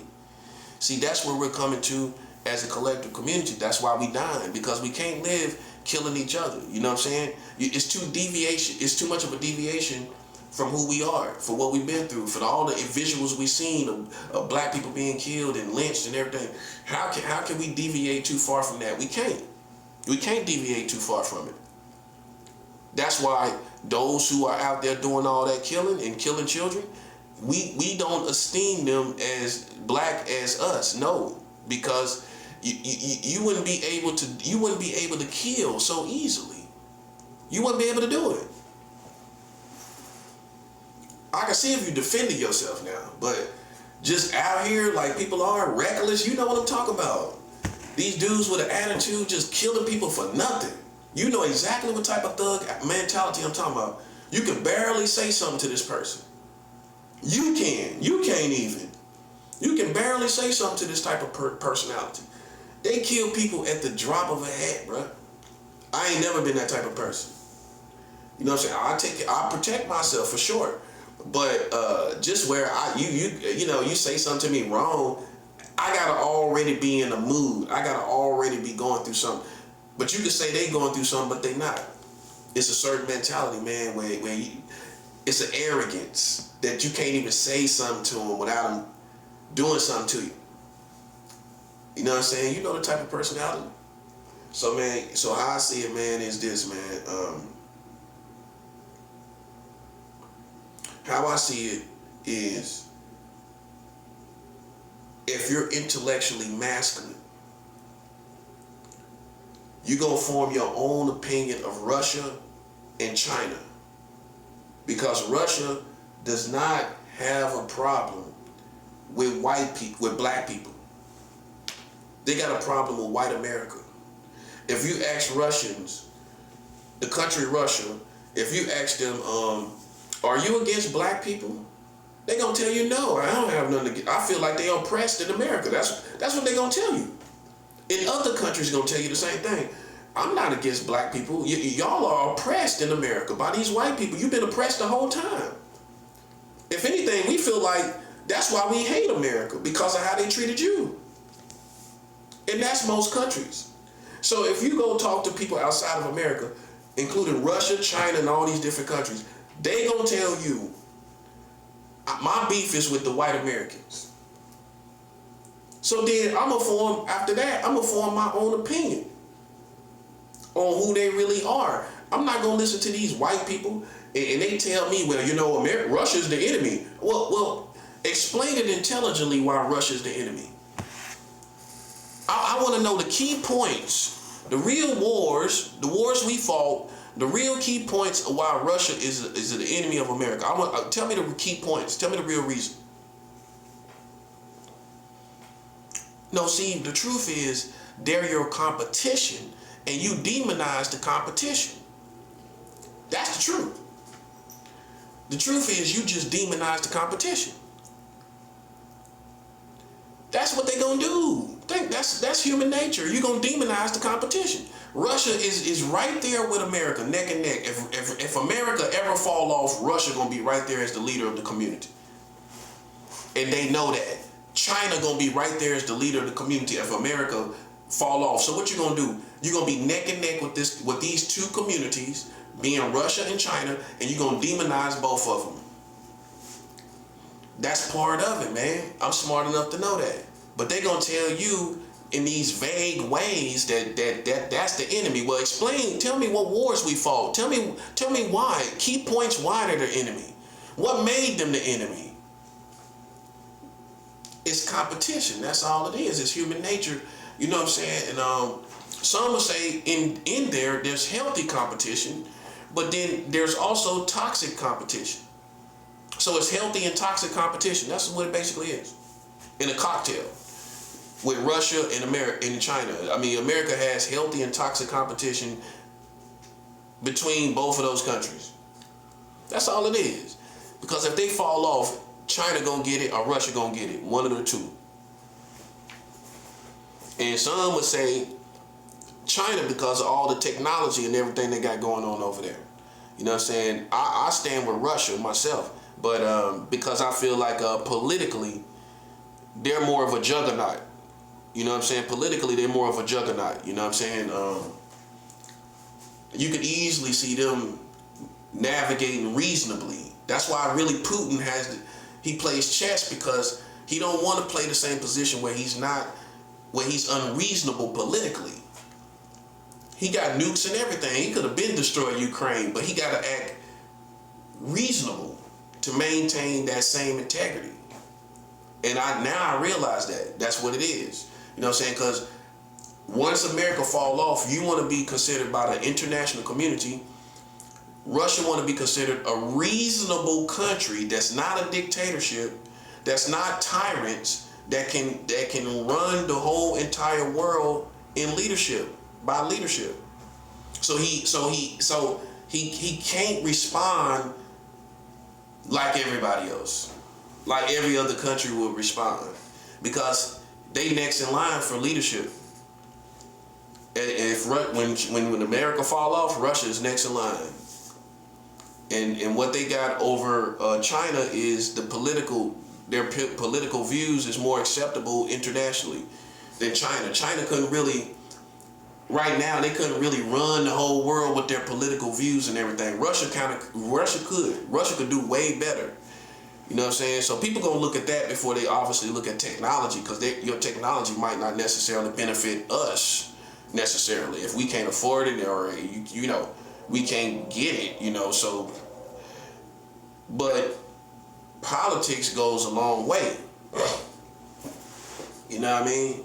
We can take your politics and take your expertise in politics and apply to our community. So Russia is more, and I mean, just look at even with BRICS, you know what I'm saying, making their own currency. You know, all these different countries coming together to make their own currency, man. That's just the brilliance of Russia. You know what I mean? And it's understandable, man, because if USD is one of the highest currencies, and you know you got all these people that are in competition.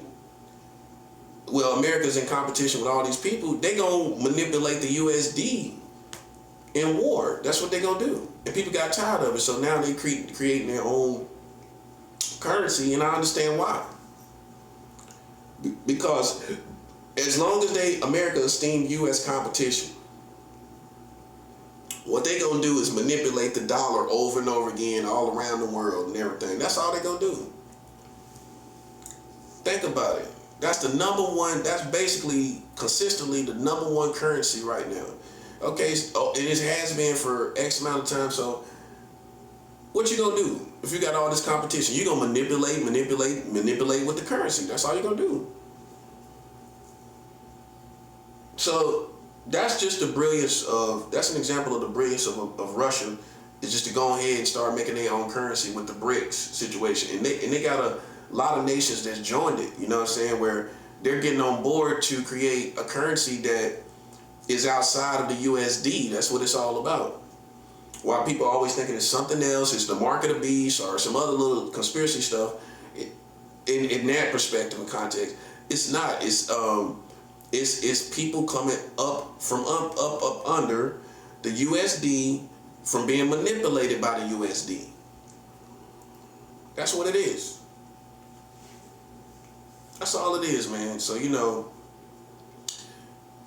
Russia has never been racist against black people. Russia has never been racist against Africans.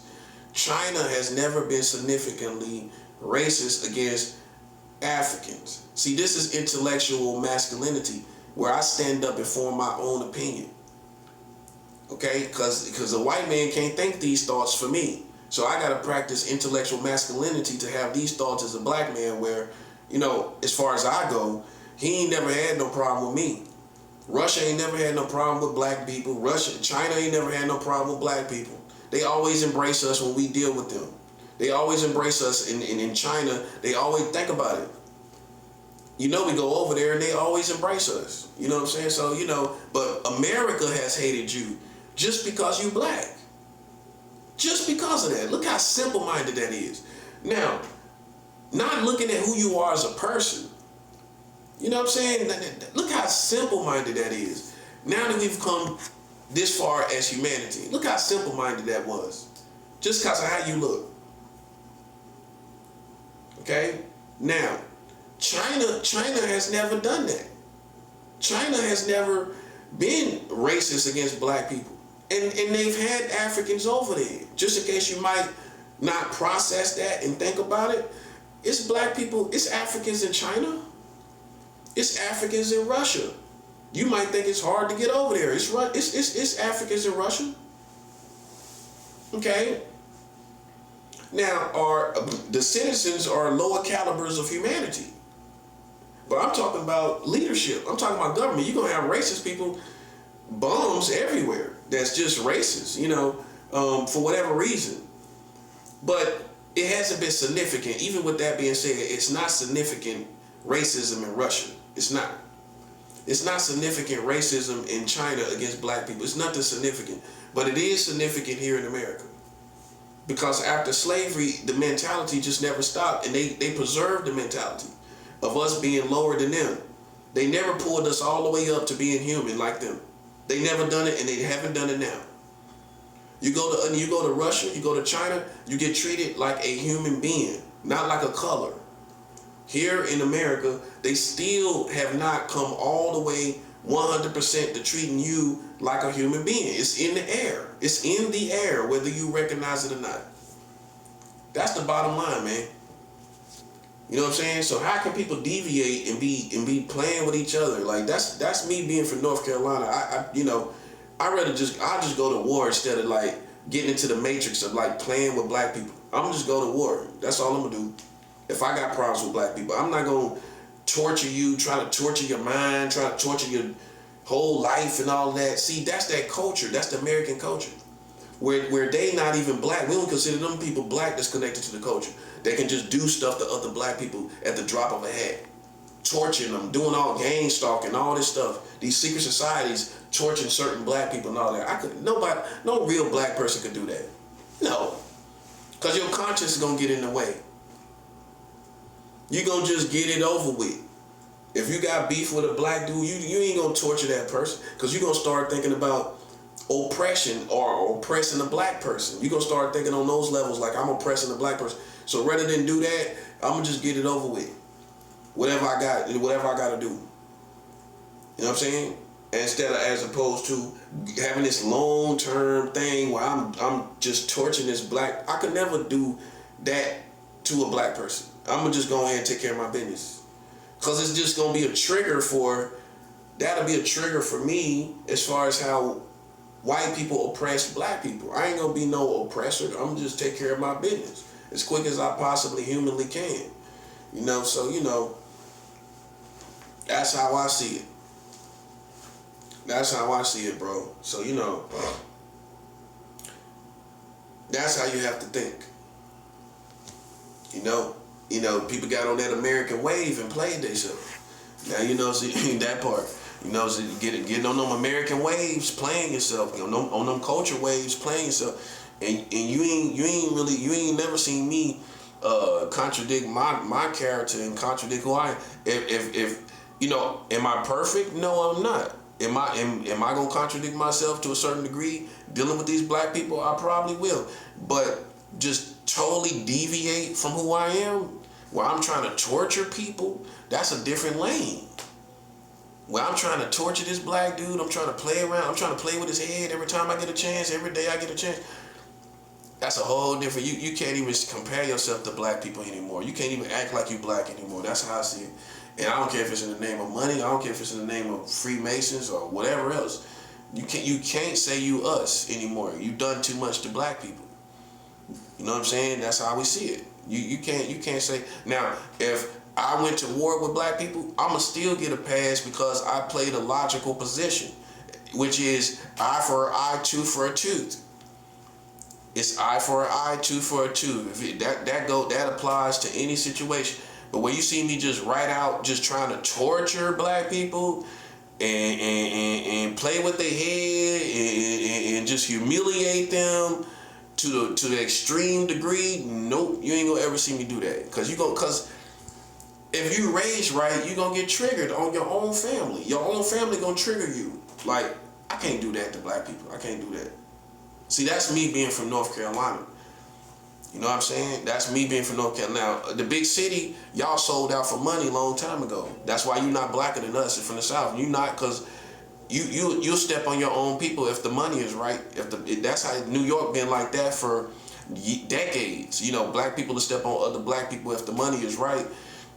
All these other cities, LA, Chicago, Miami, if the money is right, black people will step on their own people. Okay, so at that point, you became less black, whether you like it or not.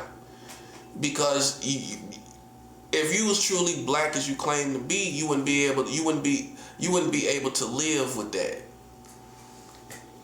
You couldn't have it on your conscience. But defending yourself, this is where it gets tricky.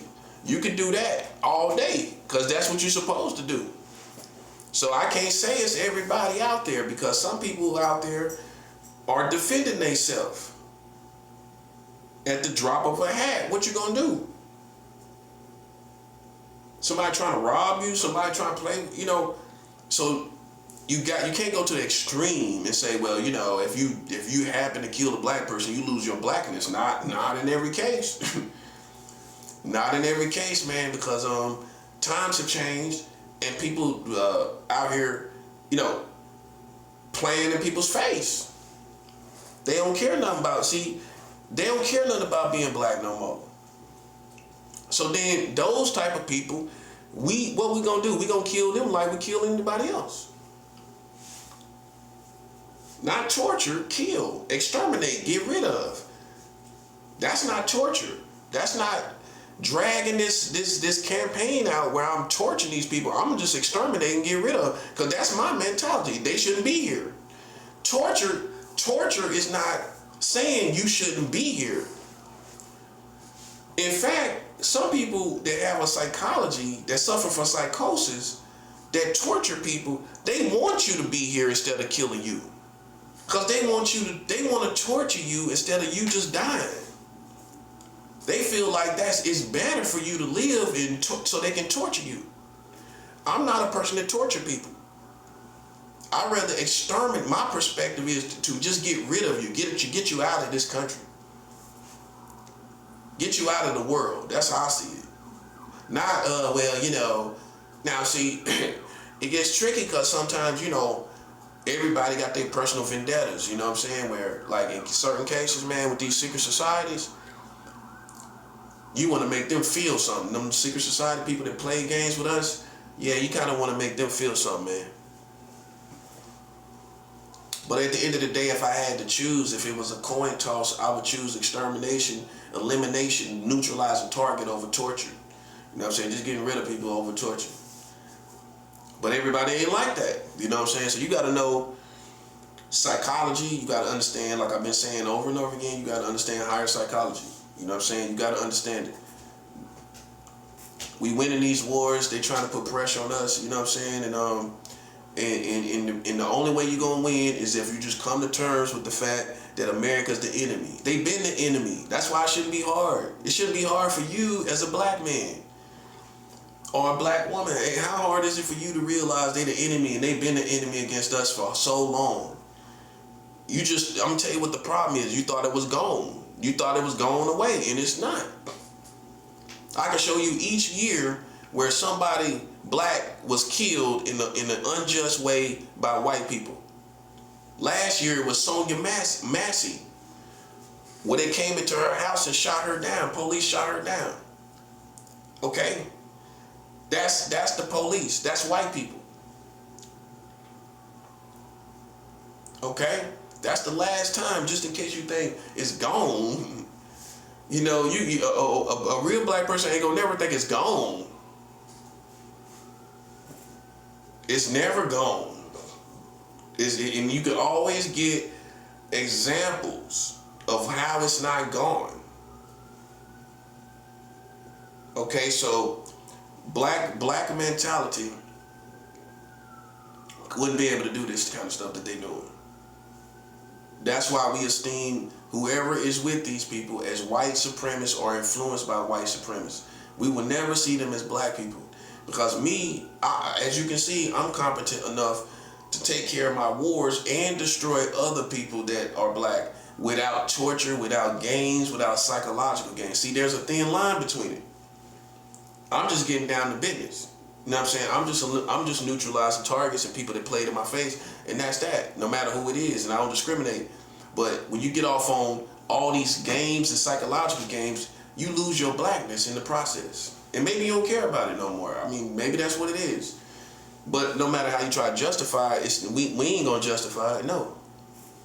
Because it's just better to we gonna look at it by principle. This is how we know who the best, because the best gonna show the best. They gonna verbalize the best principles. What we gonna do is just get rid of these people. I ain't gonna sit up and try to torture you, knowing what black people been through and all of this. I ain't gonna do that. I'm just neutralize my targets. I'm just get rid of what's trying to get rid of me. I'm gonna just get rid of what's trying to kill me. Point blank, period. And if it's you, then that's you. See, unlike other black people, I would neutralize white, black, Hispanic, Latino, Asian, any color that's under the sun that challenge me. Now, you'll find some black people, they won't kill nobody but other black people. No, go challenge it. They won't, because they scared of what might happen if they kill some white person. That's almost like old school mentality to a certain degree, because You couldn't do nothing to white people without being severely punished back in the day. So it's some people that they talk a good game, but they only try to hurt us. They not gonna hurt no white people because they too scared to do it. They scared of the power. They not gonna hurt nobody else but other black people. Listen, I hurt anybody that play with me. If you listen to me, listen, anybody. I do not discriminate. That's how you're supposed to be. I don't care what color they are.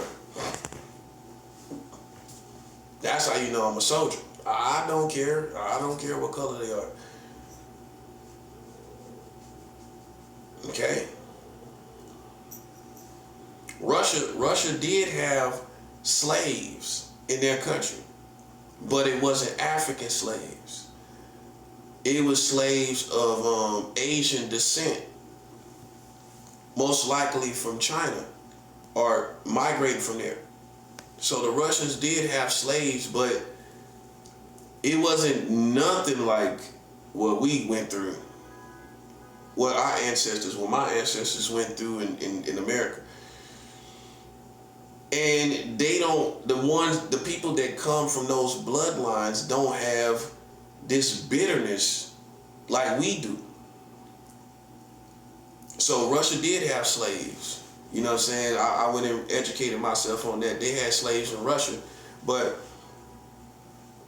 it was, I think it was short-lived, and it wasn't the same culture, because some people look at slaves innocently as workers. And just like human nature, basically the main part of it is they preyed on people. All human nature does this.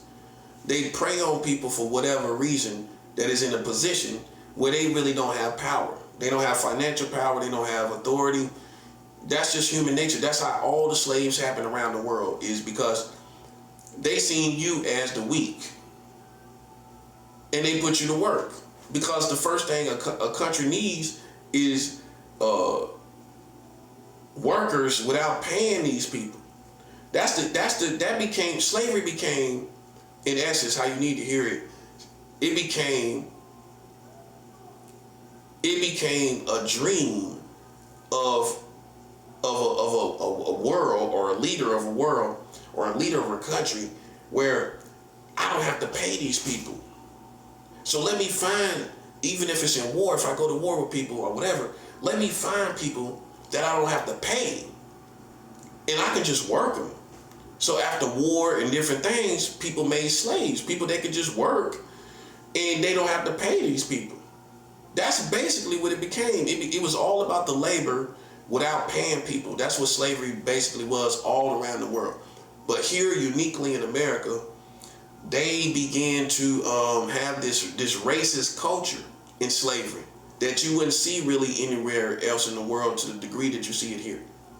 For whatever reason, I can't call it, but for whatever reason, America chose to be racist towards the slaves. But I can show you slavery everywhere else, and it was just a matter of working people for free. That's the commodity. The commodity is, I can work, instead of paying all these people and dispensing all this money, I don't have to do none of that. Now I can put money here and there. You can see how a person would think it. When you really lead a country, right? Especially in ancient times, I don't have to put no money for them to do that. And now our country can put our money towards other things. It's the commodity of a ruler. It's the temptation of a ruler. I'm gonna put it like that. It's the temptation of a ruler where, well, if I just get these people over here, man, we could just work them and we could put money over here towards other things. More food. We can buy more food and everything. And then we could just work these people over here and we ain't gotta pay them, and we getting all this done. Look how much money we'll save. That's how they gonna look, man. That's how they gonna think about it. See, American racism was a byproduct of slavery. Racism was a byproduct of slavery in America. It wasn't just racism from the beginning. Like white people just was racist against Africans. The Americans were just racist against from day one. Nah, it wasn't like that. It wasn't like that from day one. But they just looked at the Africans. We hate them. Let's get them. Let's seize them. Let's enslave them.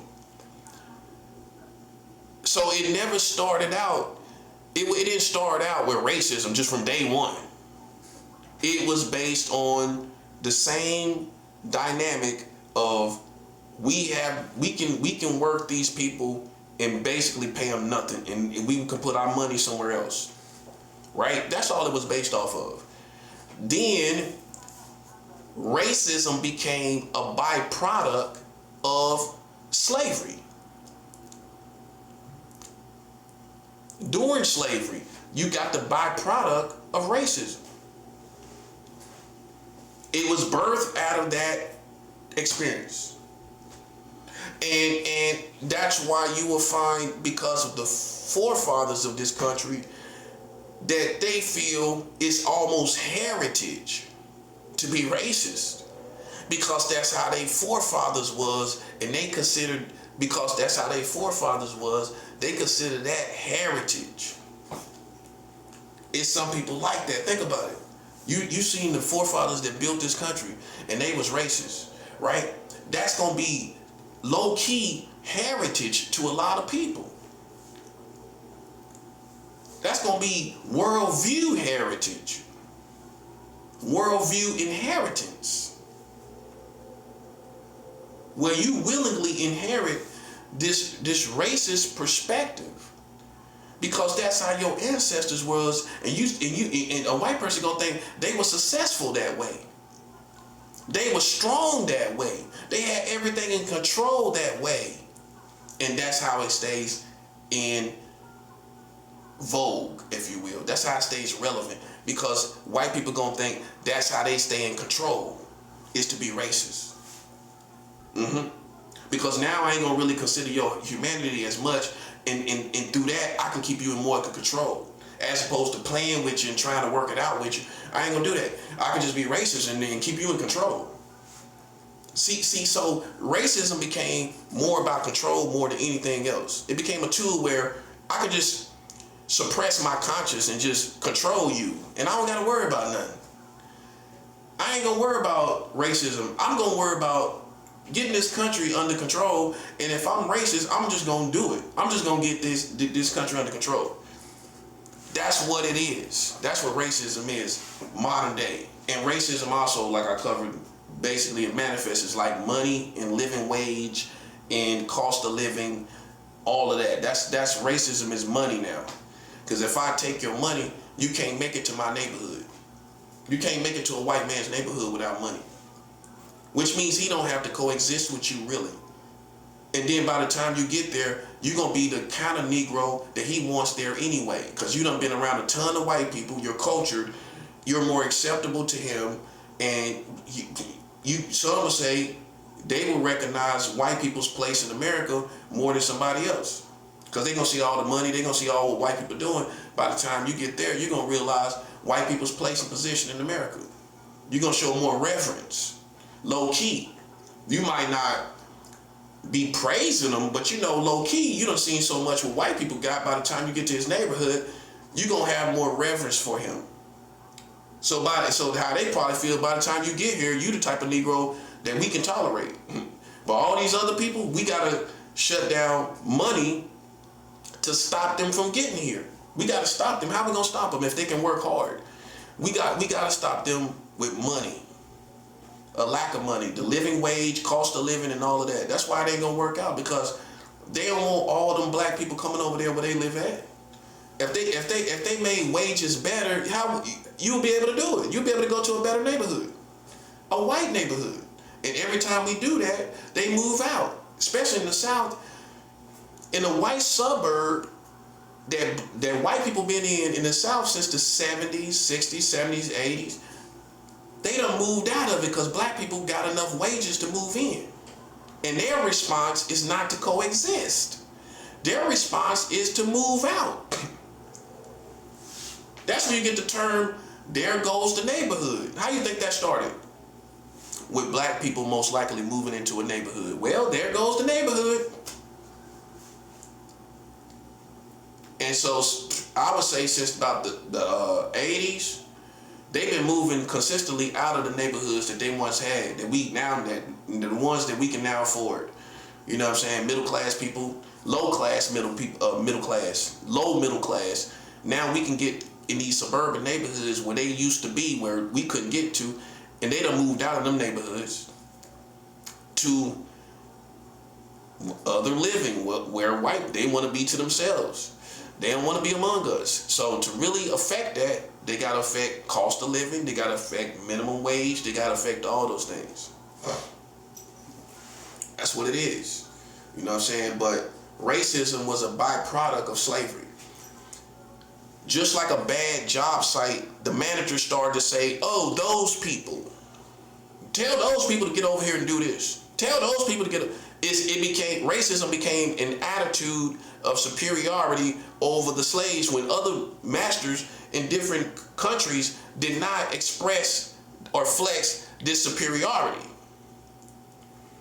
Just for whatever, that's why I say for whatever reason, these particular slave owners here, not everywhere, here, they decided to have this nasty attitude towards the people that was working for them, and that became racism in essence. It became the little people. Get those people out here. Get those niggers out here. Get them over here and do this and do that. They're beneath us. That's the attitude. They're beneath us. They are nothing. They're working for free. Get them over here. Control them. Do this. Hit them. Whoop them. Get them in shape. Do this. See, that became racism right there. And that's all they still trying to do, is whoop you, beat you in shape, do this, do that, get over here, get over there. That's basically what racism is.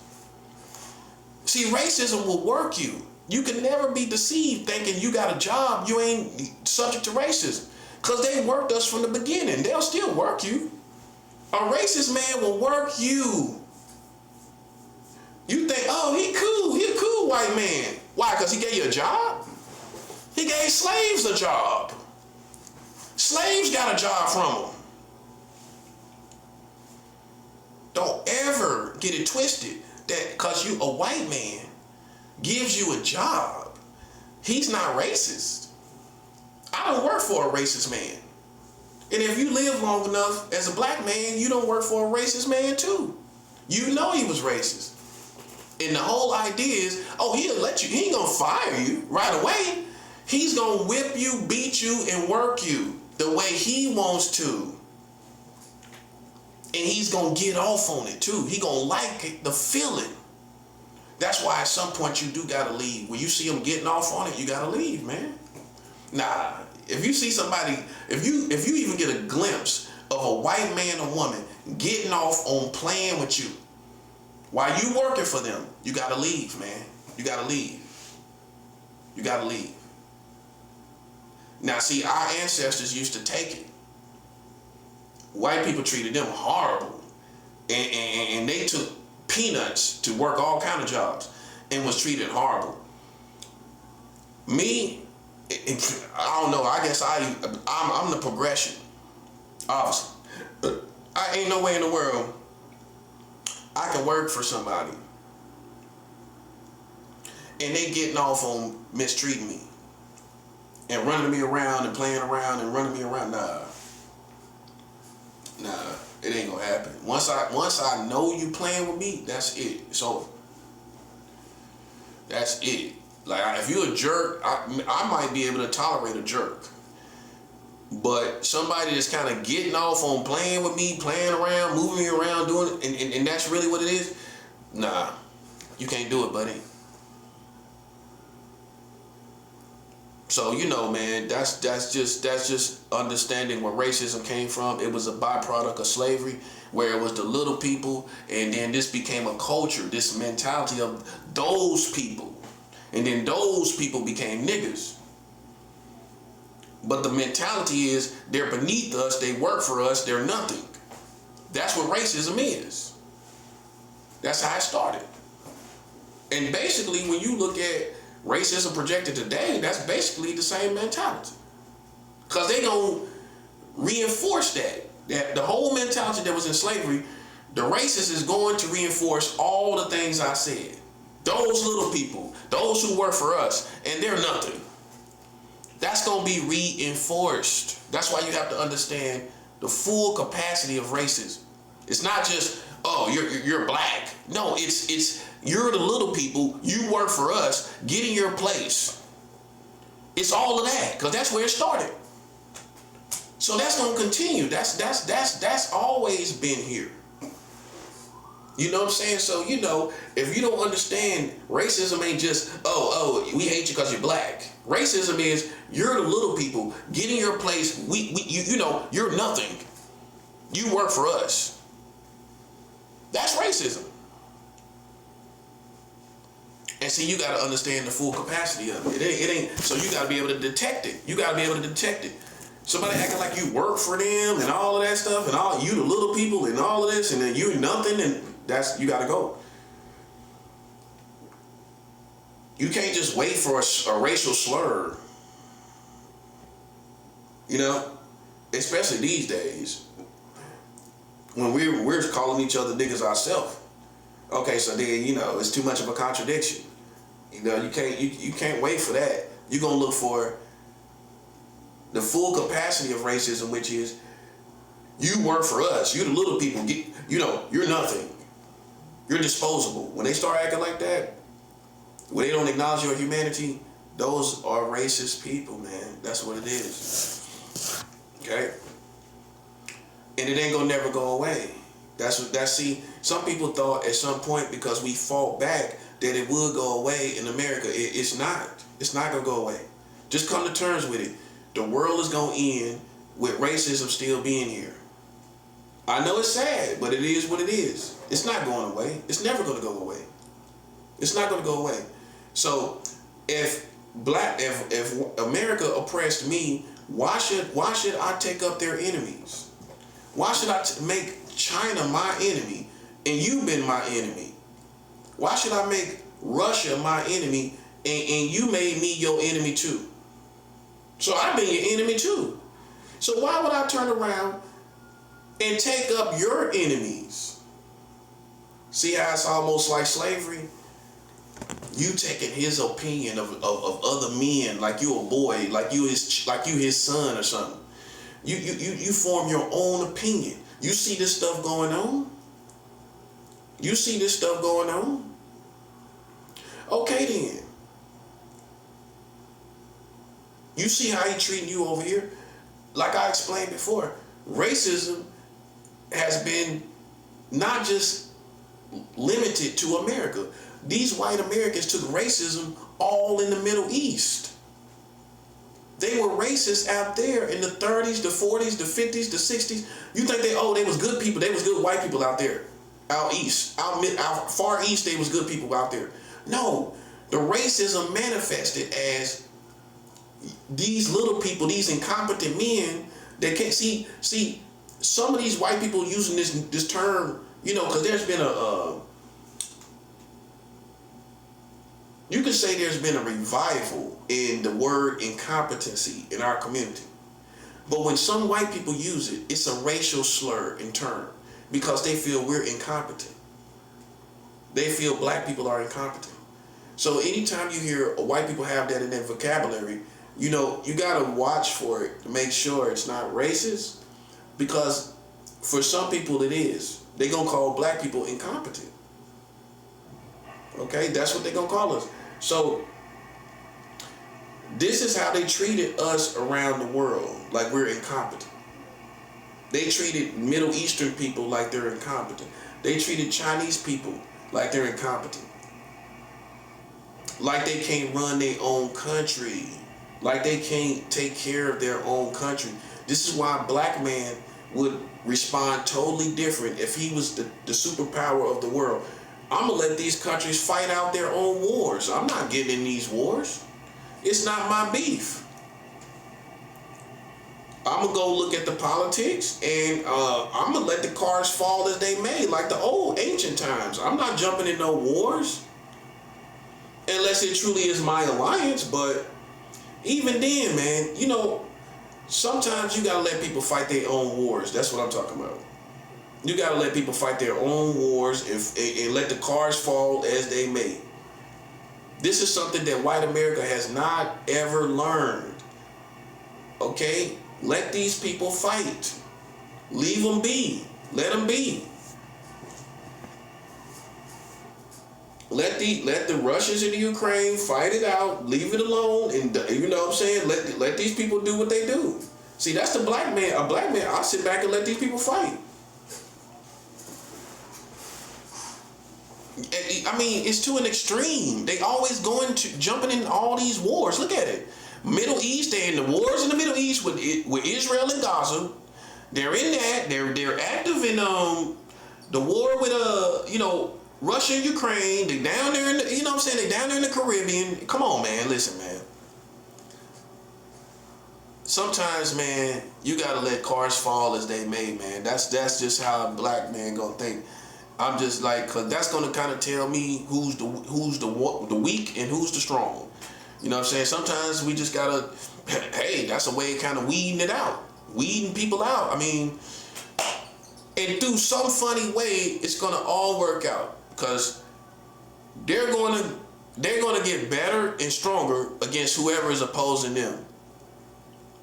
And you could say humanity, we step in for humanity and all of that, man, but I don't know about all of that, man. I mean, you know, I think you pull in more liabilities going into these other countries and joining these wars against other countries. That's what America been doing, going into these other countries and getting liabilities as a result. Like the war with Israel and Gaza, they got liabilities, man, because you know you did a veto 5 times. You armed Israel to fight these people, but then all they was doing was blowing up the population. They wasn't really blowing up Gaza. I can see if they was blowing up Gaza, but really they was really shooting the population of Gaza. That's what they was doing, and you armed that, so it don't matter what Trump do for a smart person because the damage is done. You know what I'm saying? Too many people died, you know, already over there in Gaza. So, and they had their hand in it. They should have left it alone. Sometimes, man, you gotta let men fight. You gotta let men fight it out. That's how it is. You know what I'm saying? You can't get into it and all of that. You gotta sit back and let men fight. That's that. That's a black man's logic. I'm not jumping into every war that comes out, and every war I'm jumping on, in America jumping on every war. I'm not gonna do that. No, I ain't doing that. Sometimes it might seem cruel. That's gonna tell us who the strongest. That's gonna tell us who fit to strive and to strive. You know, you know what I mean, right? That's gonna tell us, okay, these are the strongest people right here. You fought it out with whatever reason. You're the strongest.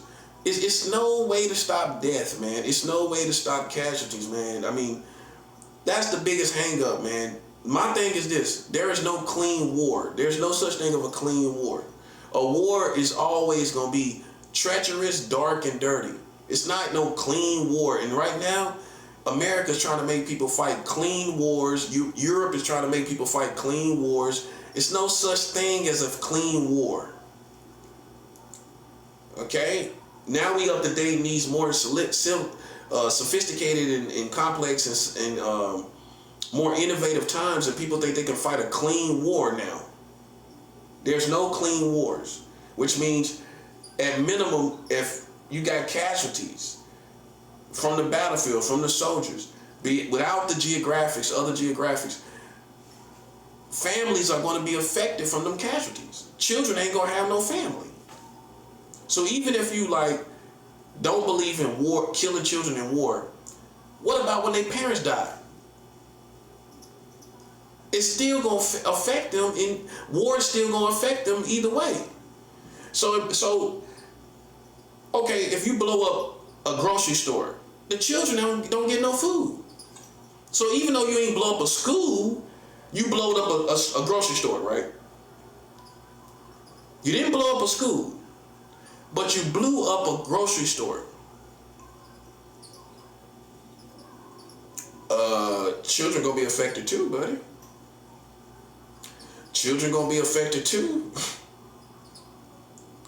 So war affects everybody in the society. Bombs drop. How you gonna stop it from affecting kids? How you gonna stop it from affecting senior citizens? It's no way around it. You ain't gonna blow up just people in their prime. You gonna blow up everybody. There is no such thing as clean war, period. It's no such thing. It's no need to think it can happen. You can't have it. You can't, it won't happen. So you don't play with war in the first place. That's what you don't do. See, people, these novices, like these people outside my window, they don't know I know they out there, right? These kind of clowns start wars and don't know what war is. You know what war is? Everybody gets affected, not who you want to get affected. A clown thinks in terms of street wars, little petty street wars, you can affect who you want to affect. War, everybody gets affected. Everybody do. For your position. Comes full circle to my message. For that position that's out there, we making all these people suffer, and that's war. That's what's gonna happen. War makes everybody suffer on different degrees. That's basically what it is. That's what happens. War makes everybody suffer.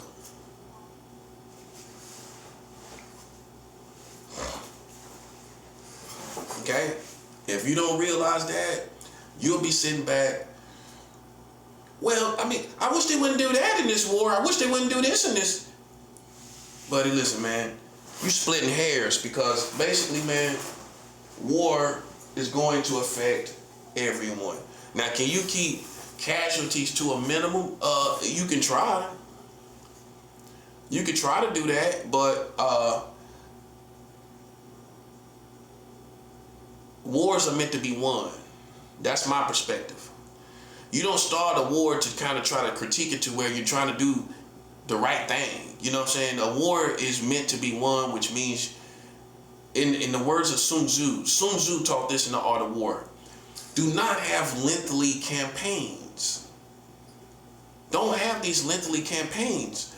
Go in and get it done and get it over with. And sometimes, to do that, you gotta lay down the hammer. You can't just put some troops here, put some troops there, do a little bit of here, a little bit of there, drones here, drones there. Nah. Sun Tzu taught, don't have lengthy campaigns, because you know the longer the campaign goes, people are going to just think you're a villain for how long it went on. For how long it went on. For whatever reason, people going to start esteeming you as a villain. Just because the war done went on X amount of time, it don't even mean you did the wrong thing in the war. They esteeming you as a villain for how long it's done went on. Now you got to deal with that. It's an ongoing war, and now they starting to look at you a certain way about it. This is why Sun Tzu taught. This is one of the reasons. It's many reasons though. Sun Tzu taught, do not have lengthy campaigns. Get it over with. This is my philosophy. This is why I'm doing what I'm doing. I'm hitting it and quitting it. I'm not playing with these lames out here in the streets that think this is AMC theater popcorn time. This is not AMC theater popcorn time, buddy. So there are casualties, and casualties are men, women, and children. And that's that. And listen, I'll tell a lame, don't play with war if you don't know what you're playing with. You know what I'm saying? Because you're going to see that men, women, and children are affected by war. That's common sense to anybody. You a lame, a cartoon AMC butter popcorn eating lame that think this is a game. That's why I can't stand American culture people. They all corny, they all lames. That's the truth, man. That's the truth. That's why I can't stand them. They make me sick. I can't stand them. I can't stand them. They make me sick. I can't stand these culture people. I mean, black people I don't have no problem with, but the culture people, I just don't like. I don't like how they move or nothing. I don't like how they think or move or nothing. I don't like nothing about them. You know what I'm saying? I don't. You know what I'm saying? They goofy, man. They on goofy time, bro. Demon time, I don't see it. They ain't on demon time to me. They on goofy time. That's goofy time to me. Cause me myself, I done been around killers. Real killers. So what you think I'm gonna esteem people moving around, playing games? How you think I'm gonna esteem that? That's clowns, man. I ain't gonna esteem that as some dark force.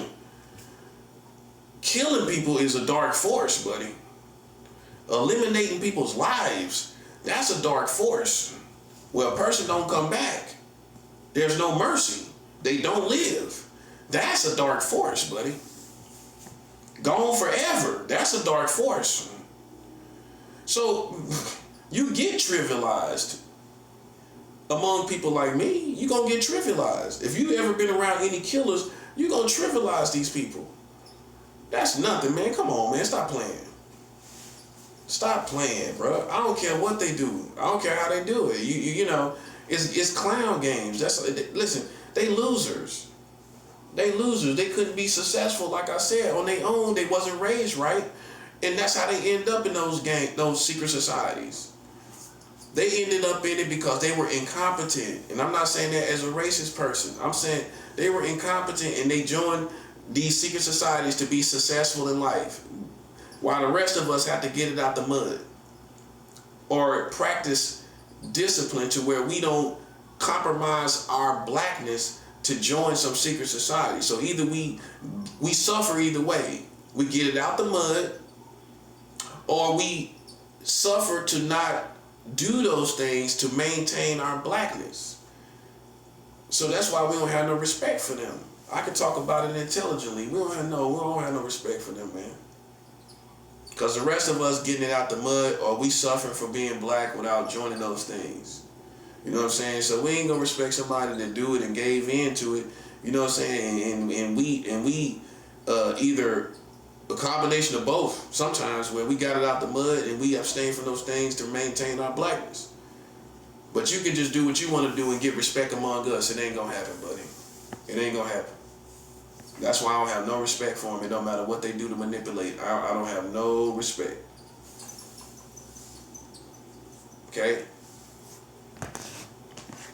So it ain't no need to even be here with me or around me, because I feel how I feel. I'm an intelligent man, and you already know that. So when you hear me say this, you should know I've already based this on real facts, real situations, and it's an educated perspective, okay, and observation of these people. They man, listen.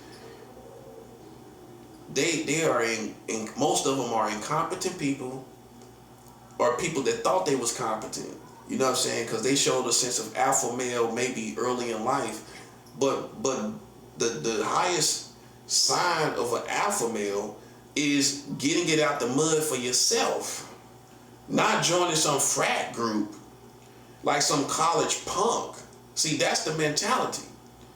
These fraternities, and I'm cool and everything and all of that. How does a frat guy look in the jungle? Now we in the jungle. You look like a chump. That's what you look like. All these fraternity people, all these frat guys that think they're alpha males, but not in the jungle. In the jungle, now you see your fraternity ways, your alpha male persona doesn't make the grade, does it? No. See, that's the difference between the real world and these, you could say, controlled environments of these college campuses where you're in fraternities. Now you come up back to the real world, and now, listen, that alpha male persona ain't holding up. Because it's going to get shredded to pieces by beasts like me. I'm going to shred it to pieces. Ain't none of that stuff they doing out there. That's how you know it's a goofy college mentality. Because look, it's all games, right? It's not like us, how we just go in and get it done like I'm doing. So now you're trying to study me and because I'm nothing like you. And the truth is, I just have a strong grip on reality. That's it. That's all it is. Which means if you play with me, I'm playing with you. It's that simple. And it ain't gonna be nothing added to it. Ain't gonna be no additives. Ain't gonna be nothing sweet about it. It's gonna be straight to the point like it is in the jungle, and that's how it is. That's how you know who real. You know what I'm saying? All this jumping around and all of that, man. They can do all of that. Meanwhile, I'm gonna be right here, steady humdrum, taking care of my business. That's what I'm saying. We two different worlds, and they think they in our world. In my world, you ain't in my world. You lying. You lying to yourself. Okay, and it ain't no way, ain't nothing you can do to manipulate. It's not gonna be anything you can do to manipulate that. Ain't nothing you're gonna be able to do. Cause you can ride around and walk around. Ain't nothing but clowns coming out to our community. It's just like the equivalent of college kids coming out to the jungle. College kids coming out here to the real world. That's all it is to me. That's corny, man. That's what I'm saying. Now in the real world, you got real men that's outside of college that don't have no mercy, that don't think nothing like no happy-go-lucky campus kid, college campus kid. Won't think nothing like that. Nothing. And I got a sense of humor, everything, but my principles are not going to be compromised, you know what I'm saying, in any situation. It's just what it is, man. And while you might think it's easier for me to die, God's going to think it's easier for you to die. And it don't matter how many it is of you. It could be a million, billion, millions of you. And God is going to still hold it in opinion that it's easier for you to die. Because this is how it works. Once you step on me, God is going to take care of you, right? Now you go talk to a Christian in America, they going to tell you, souls could be saved in this situation. They could be saved. God is not going, when they attack, this is key now.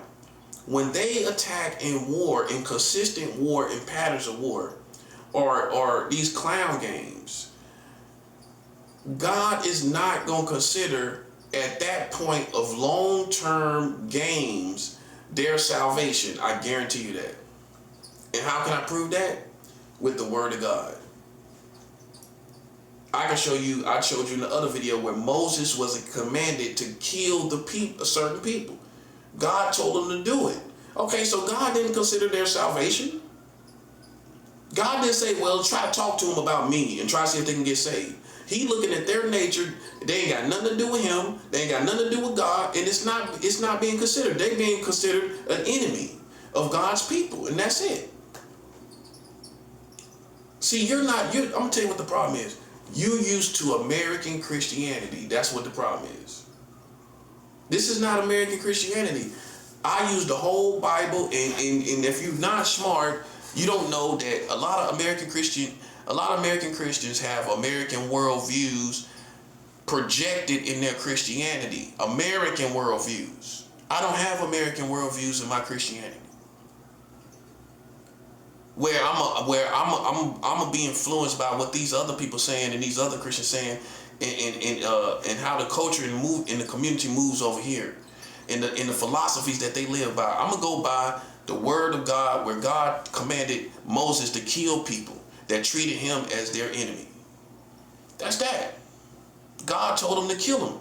Okay, so then while you questioning my Christianity, I'm questioning your understanding on the word of God. It's not going to change, man. It's not going to change. I mean, anybody that halfway read the Bible understand that God does bring judgment. You understand that much, right? You understand that God brings judgment, right? Okay. You understand he brings judgment. That's all you need to understand. That's the bottom, that's the foundation for what you need to understand, as opposed to thinking that God is just gonna let these people strive and let them do what they want to do and play games. No. He's not gonna let them do it. They're not gonna be able to do it. God is putting these people to death, bro. And that's what it is. You can't play clown games. See, it's a goofy American culture where people think they can play games and nothing happens. They think they can play games and nothing happens. We ain't scared of no police, man. That's all for psychological reasons. I ain't scared of no police. You can't break us with the police. I am not scared of no police, buddy. See, that's what they're used to. These Americans that scared of the authorities and police. I ain't scared of no police. Yeah, ain't nobody scared of no police, man. I do not fear you. Half of y'all younger than me, for one thing. I'm at the age now where half of these police, half of them, 50% of them, are younger than me. Now imagine me being afraid of police that's younger than me. See, a real man ain't scared of gunfire. That's the biggest threat you got. We done beat all the elements of torture that you tried to do. We done beat that. Okay, so I'm not beaten by that. We not scared of gunfire, buddy. Okay, this is the real thing, buddy. I'm a real soldier. I'm not scared of no gunfire. No. So why would I be scared of you? See, when you conquer death, you conquer everybody. I'm not scared because you ain't scared to die. If I'm not scared to die, why would I be scared of them? Make it make sense, bro. You ain't scared to die, so why would I be scared of him? That's what I'm saying. Yeah, that's what it is. You thought you could get out of this being a cheapskate, and you can't. You can't get out of this being no cheapskate. You can't get out of this you can't get out of this where you can just get away with doing what you want to do and nothing happens. That's a spoiled child to me. That's a child. That's the mind of a child. You think you can come out here and play these games and nothing happens to you. That's how we know you wasn't raised properly. That's all it is. I guarantee you, whether it was these white entitled people raised by their racist white families, that's not raised right either. That's not raised properly either. These people raised by these white entitled people that just think they can do what they want to do. They raise children like that and they think they can do what they want to do. That's all it is. We dealing with people in essence that wasn't raised right. You know how I know? Because if you was raised right, you can't deviate too far from it. Not even for money. Not even for money. You can't deviate too far from how you raised. If you raised properly, even for money, you can't even deviate. Because you would die as far as who you are. Who you are would die. So before that happens, you ain't gonna deviate from who you are. You ain't gonna do it. So all you're seeing is people that wasn't raised right. They ain't fooling me. Whether it's white entitlement, whether it's racist, or American supremacists, people thinking they can just do what they want to do. I'm sorry to tell you, man, God sided with me. That's basically what it is. Because you might say, well, at the end of the day, we'll kill one person to let our country survive. Right. That's what you would say. Now, do you think God is going to say that? And I'm a prophet? One of his servants? No. I can show you where God killed whole cities and his servant lived. Sodom and Gomorrah. Sodom and Gomorrah died. They didn't live because it was more of them and less of the servant of God. I can show you over and over again. Noah was the only one lived. Over and over again in the Bible, you can see one person lives and everybody else dies. That's not the game you want to play. I'm telling you. See, I warned these people from the same perspective, I talked like this 2-3 years ago before all of this happened. And this is exactly, I want you people on the outside, I want you to pay attention. This is exactly how they responded the other time. I'm sitting up here talking all the logic and reasoning about what is going on, right? But their mind is somewhere else. But as a prophet, I'm speaking everything as it needs to be spoken and what needs to be said, right? They sitting back on retarded time, still doing the same things, and this is why this happened to them the other time. This is why the world changed the last time. They did not. They sitting back thinking it's a game. So we gonna listen. I'm American too. I'm gonna be just as tough as you, and I think you forgot that. I think you forgot that I was raised American. So I'm gonna be just as tough as you,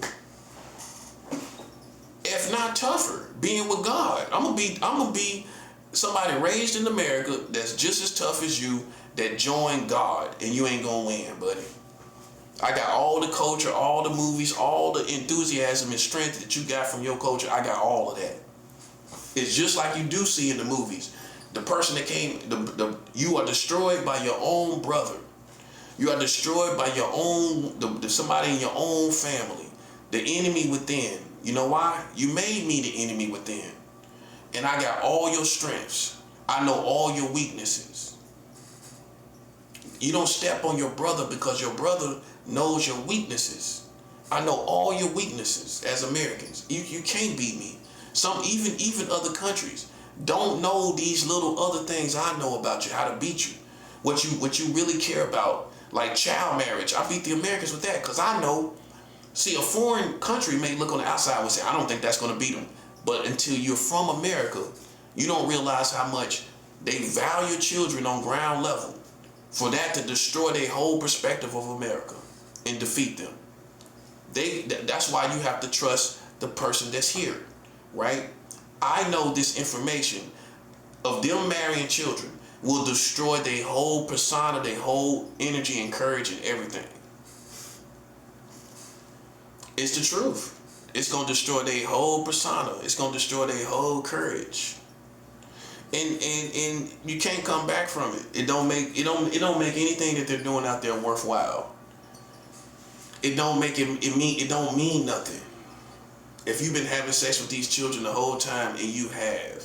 So see, that's what makes me a person that grew up American. I know what can defeat you, while somebody else might not know. I know this information right here, where you've been marrying children, that's going to defeat all the Americans. That's going to defeat their feelings about it, about this country and everything.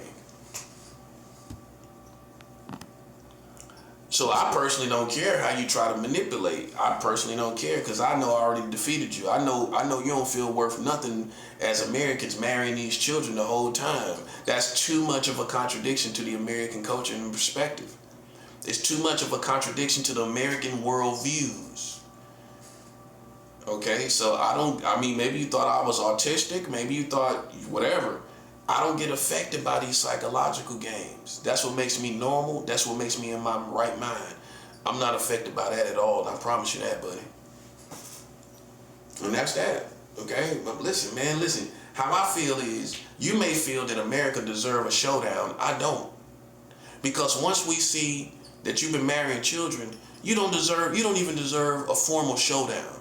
Some people will vouch for America. Well, we deserve to die a certain way. We deserve to die with a showdown, go down fighting. No, you don't. We even taking that from you. Oh, you marrying children, you deserve a showdown? Because off the strength of all this stuff you built, I don't feel that way. I feel because you contradicted yourself, marrying children, right? And you made new child marriage laws while Donald Trump was the president. While Donald Trump was president, you made new child marriage laws, right? You don't deserve a showdown. You're not worthy of it. Now we break you down to the scum of the earth like every other country. In fact, you have been funky just like every other country, marrying children. This whole time, you ain't nothing. You don't deserve a showdown. You don't deserve none of that. That's based on the old perspective of America. You think the old perspective of America deserve a showdown? I don't. Because I'm aware of the real America, where you've been having sex and penetrating these children by law. You've been having sex with these children by law, buddy. You can't come back from that.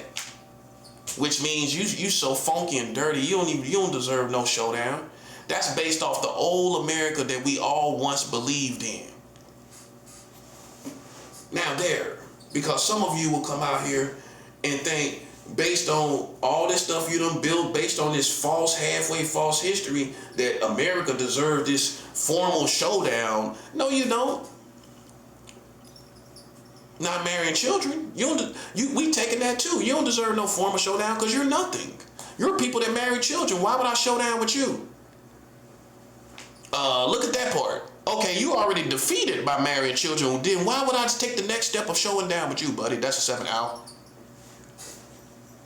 Why would I take the time of showing down with you when you already defeated? You've been defeated by a black man. And that's fitting for America. For all the oppression and everything you've done against black people.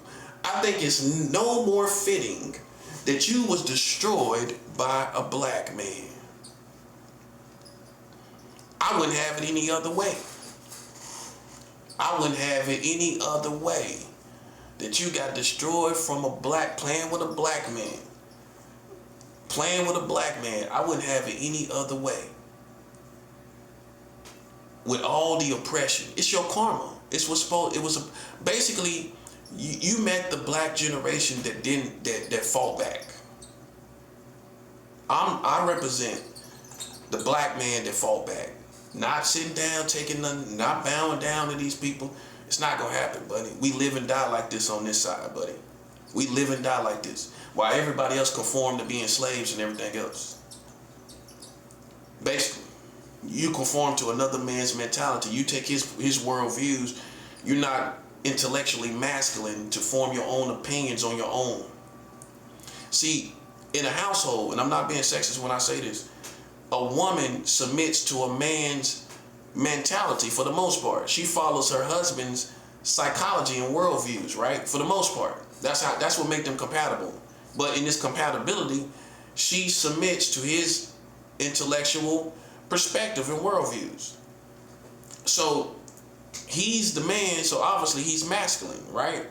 So you're like a wife or a woman that submits to America's worldviews, like you're submitted to America, like a wife, like a woman submits to a man in his worldviews, in his house or their house. You're submitted to the worldviews of America, like a woman is submitted to a man.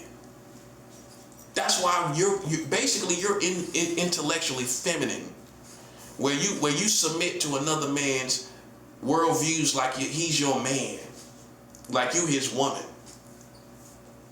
I form my own opinions of everything in intellectual masculinity.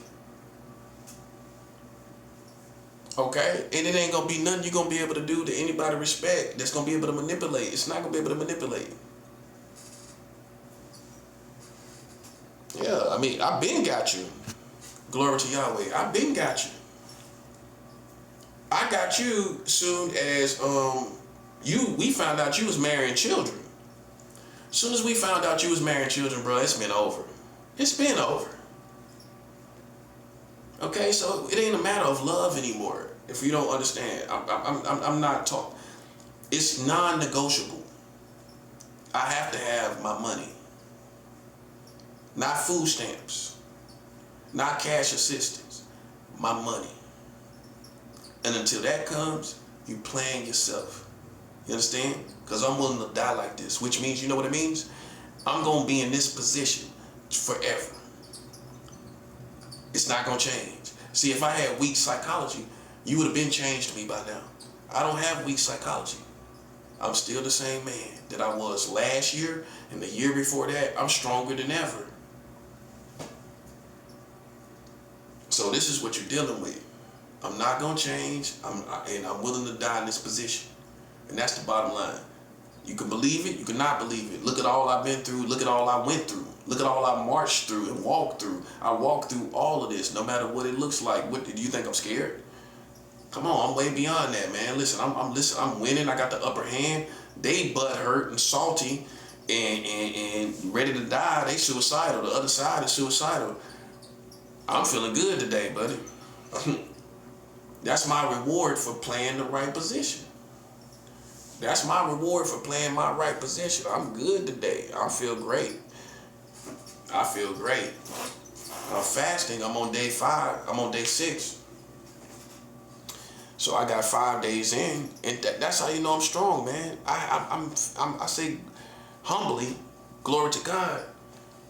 I've been already fasted for 5 days. 5 days. I'm doing the whole week. I'm on day 6. And you sit back and treat me like I'm somebody next door, some lame suckers out there on the block. You can't be serious, man. You have never fasted for 5 days in your life. Half of you have never fasted for 5 days in your life. And if you did, it was back in the day. When the last time you fasted for 5 days? No food, no snacks, no nibbling on nothing. When the last time you did that?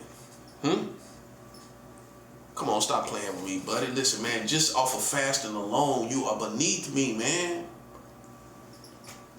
I'm telling you, I prove it in so many ways with information and with the fasting. If you don't agree with the information, the fasting, I mean, you ain't gonna do this. You ain't gonna fast for no 5 days. You ain't gonna miss a meal. You're not gonna miss a meal, especially at the end of the year. They all eating. They getting big. They gonna have chicken wings tomorrow for New Year's Eve. Buffalo wings. Buffalo wing. Buffalo wing. Buffalo wing.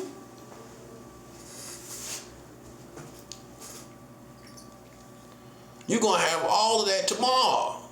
You're gonna have all of that tomorrow. You're gonna have buffalo wings. You're gonna have all them chicken wings. You're gonna have all that shrimp. You're gonna have shrimp, that part. You're gonna have shrimp, crab legs, burgers, and God's people fasting. I'm not the only one. I'm not stupid.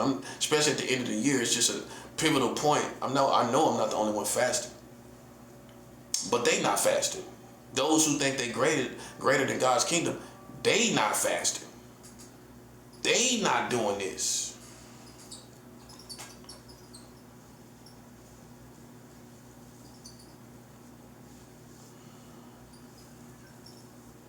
They not doing it. So, how you think you're going to just waltz up with mind reading? They think the whole world, let me tell you something, man. Let me tell you a hack for these lames, these secret society. They think the whole world of mind reading, being a telepath, they think the whole world of it, literally. Where they can run around and do everything and they think they on our level because you can read your mind. Let me tell you something, man. A person that's really spiritual like me, listen, that ain't nothing over here. Because in our perspective, if you ain't, no matter how neat of a trick it looks, it gets swallowed up in reality. Okay, a neat trick, but the whole world is falling apart. A neat trick, but the sky's falling. A neat trick, but it's almost World War III. So you just get esteemed as a neat trick at best, buddy. That's it. Wow, the proof is in the pudding. The whole country changing. Okay, all these men and women, and real men and women, gonna salute the person that played their position and the whole world changed. That's what they looking at. We not looking at this little neat trick of mind reading. They think the whole world of it, man. That's what I'm trying to show you. And you just gotta shut it down. Like, yo, bro, listen, let me tell you something. At the end of the day, that's gonna be swallowed up in spiritual warfare and real warfare in World War III, basically. And what you gonna be doing? We gonna see you get put to shame. We gonna see all of this end. And what, and did you win? No, ultimately you didn't. Ultimately you did not win. You just did a whole bunch of mind reading till the world ended. You did a whole bunch of mind reading till all of it ended. You did a whole bunch of mind reading while the world was ending the whole time. You did, and then at some point you started doing a whole bunch of mind reading to save face. And you wasn't saving faith because the sky's still falling. These people still dying. COVID-19 is still here. Look at all this stuff that's going on. You did not save face with no mind reading. Okay, you didn't save face. You ain't nowhere with me. I don't care nothing about it. Like I told you, anything can cross my mind and I'm going to still be right here waiting for somebody to try me.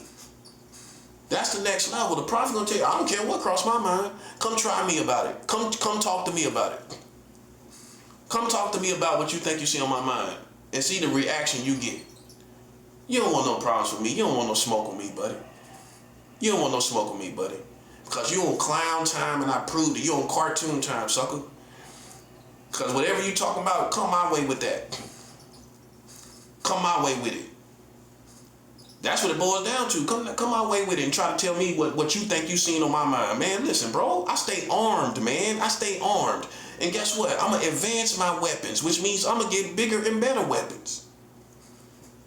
That's right. I'm going to get bigger and better weapons and dare you to talk about what's on somebody's mind. So you ain't got nothing left. And then you now lost in the real world where everything's ending. And you got no effect on nothing. And not on me and not on nobody else. Well, those who allow you to affect them, you can't affect me. I personally know where my mind is at. I'm a grown man. I ain't Pee Wee Herman. I know what I do in my bedroom. I know I don't sexualize children, but I can show you your country does. I can show you was in alliance at secret societies with a country that marries children. I can show you that you were in alliance with a country that marries children. Well, you was in alliance when you started using them. You started using the Americans, didn't you? Didn't you recruit the Americans? Okay, so then it don't matter if it's not your members. Listen, you're a child depending on the systems of America. I take spoils of war. Everything I get is spoils of war. It's esteemed as spoils of war. That's my mentality. You get things from, you depend on the Americans. You get things from them. That's the same system that you depend on that's marrying children. In other words, you depend on a system that's marrying children. That's it. Where you getting your food from? The people that marry children. Where you getting your water from? The people that marry children. Where are you getting everything that you have from? The people that marry children. That you hold alliance with, that you network with. So don't insult my intelligence and say, well, secret society, well, that's not us. Well, you're affiliated with who it is. You're getting money from who it is. You're getting water and food from who it is. You depending on who it is that's marrying these children. So you're in alliance with them. I'm not. I'm a warrior. You think I'm gonna starve because they're my enemy? No, I'm gonna take food, and and my mentality gets transformed to it's spoils of war. That's why they can't manipulate me with nothing they give me. You can't manipulate me with nothing you give me, because you know why? Because it's all spoils of war. That's the mentality. That's the perspective. So I don't ever get manipulated with nothing you give me. You can give me whatever you want. It's spoils of war at this point. Okay? So we don't let people play with us, man. You know, that's what it is, and that's how it is, man. We're going to keep moving, like I said, because of these positions they got against us. This is going to curse this country. They surrounding us like it's a game, like it's Mickey Mouse Club, like it's the Honeycomb Clubhouse. That's why y'all are getting cursed. That's why it's happening to you.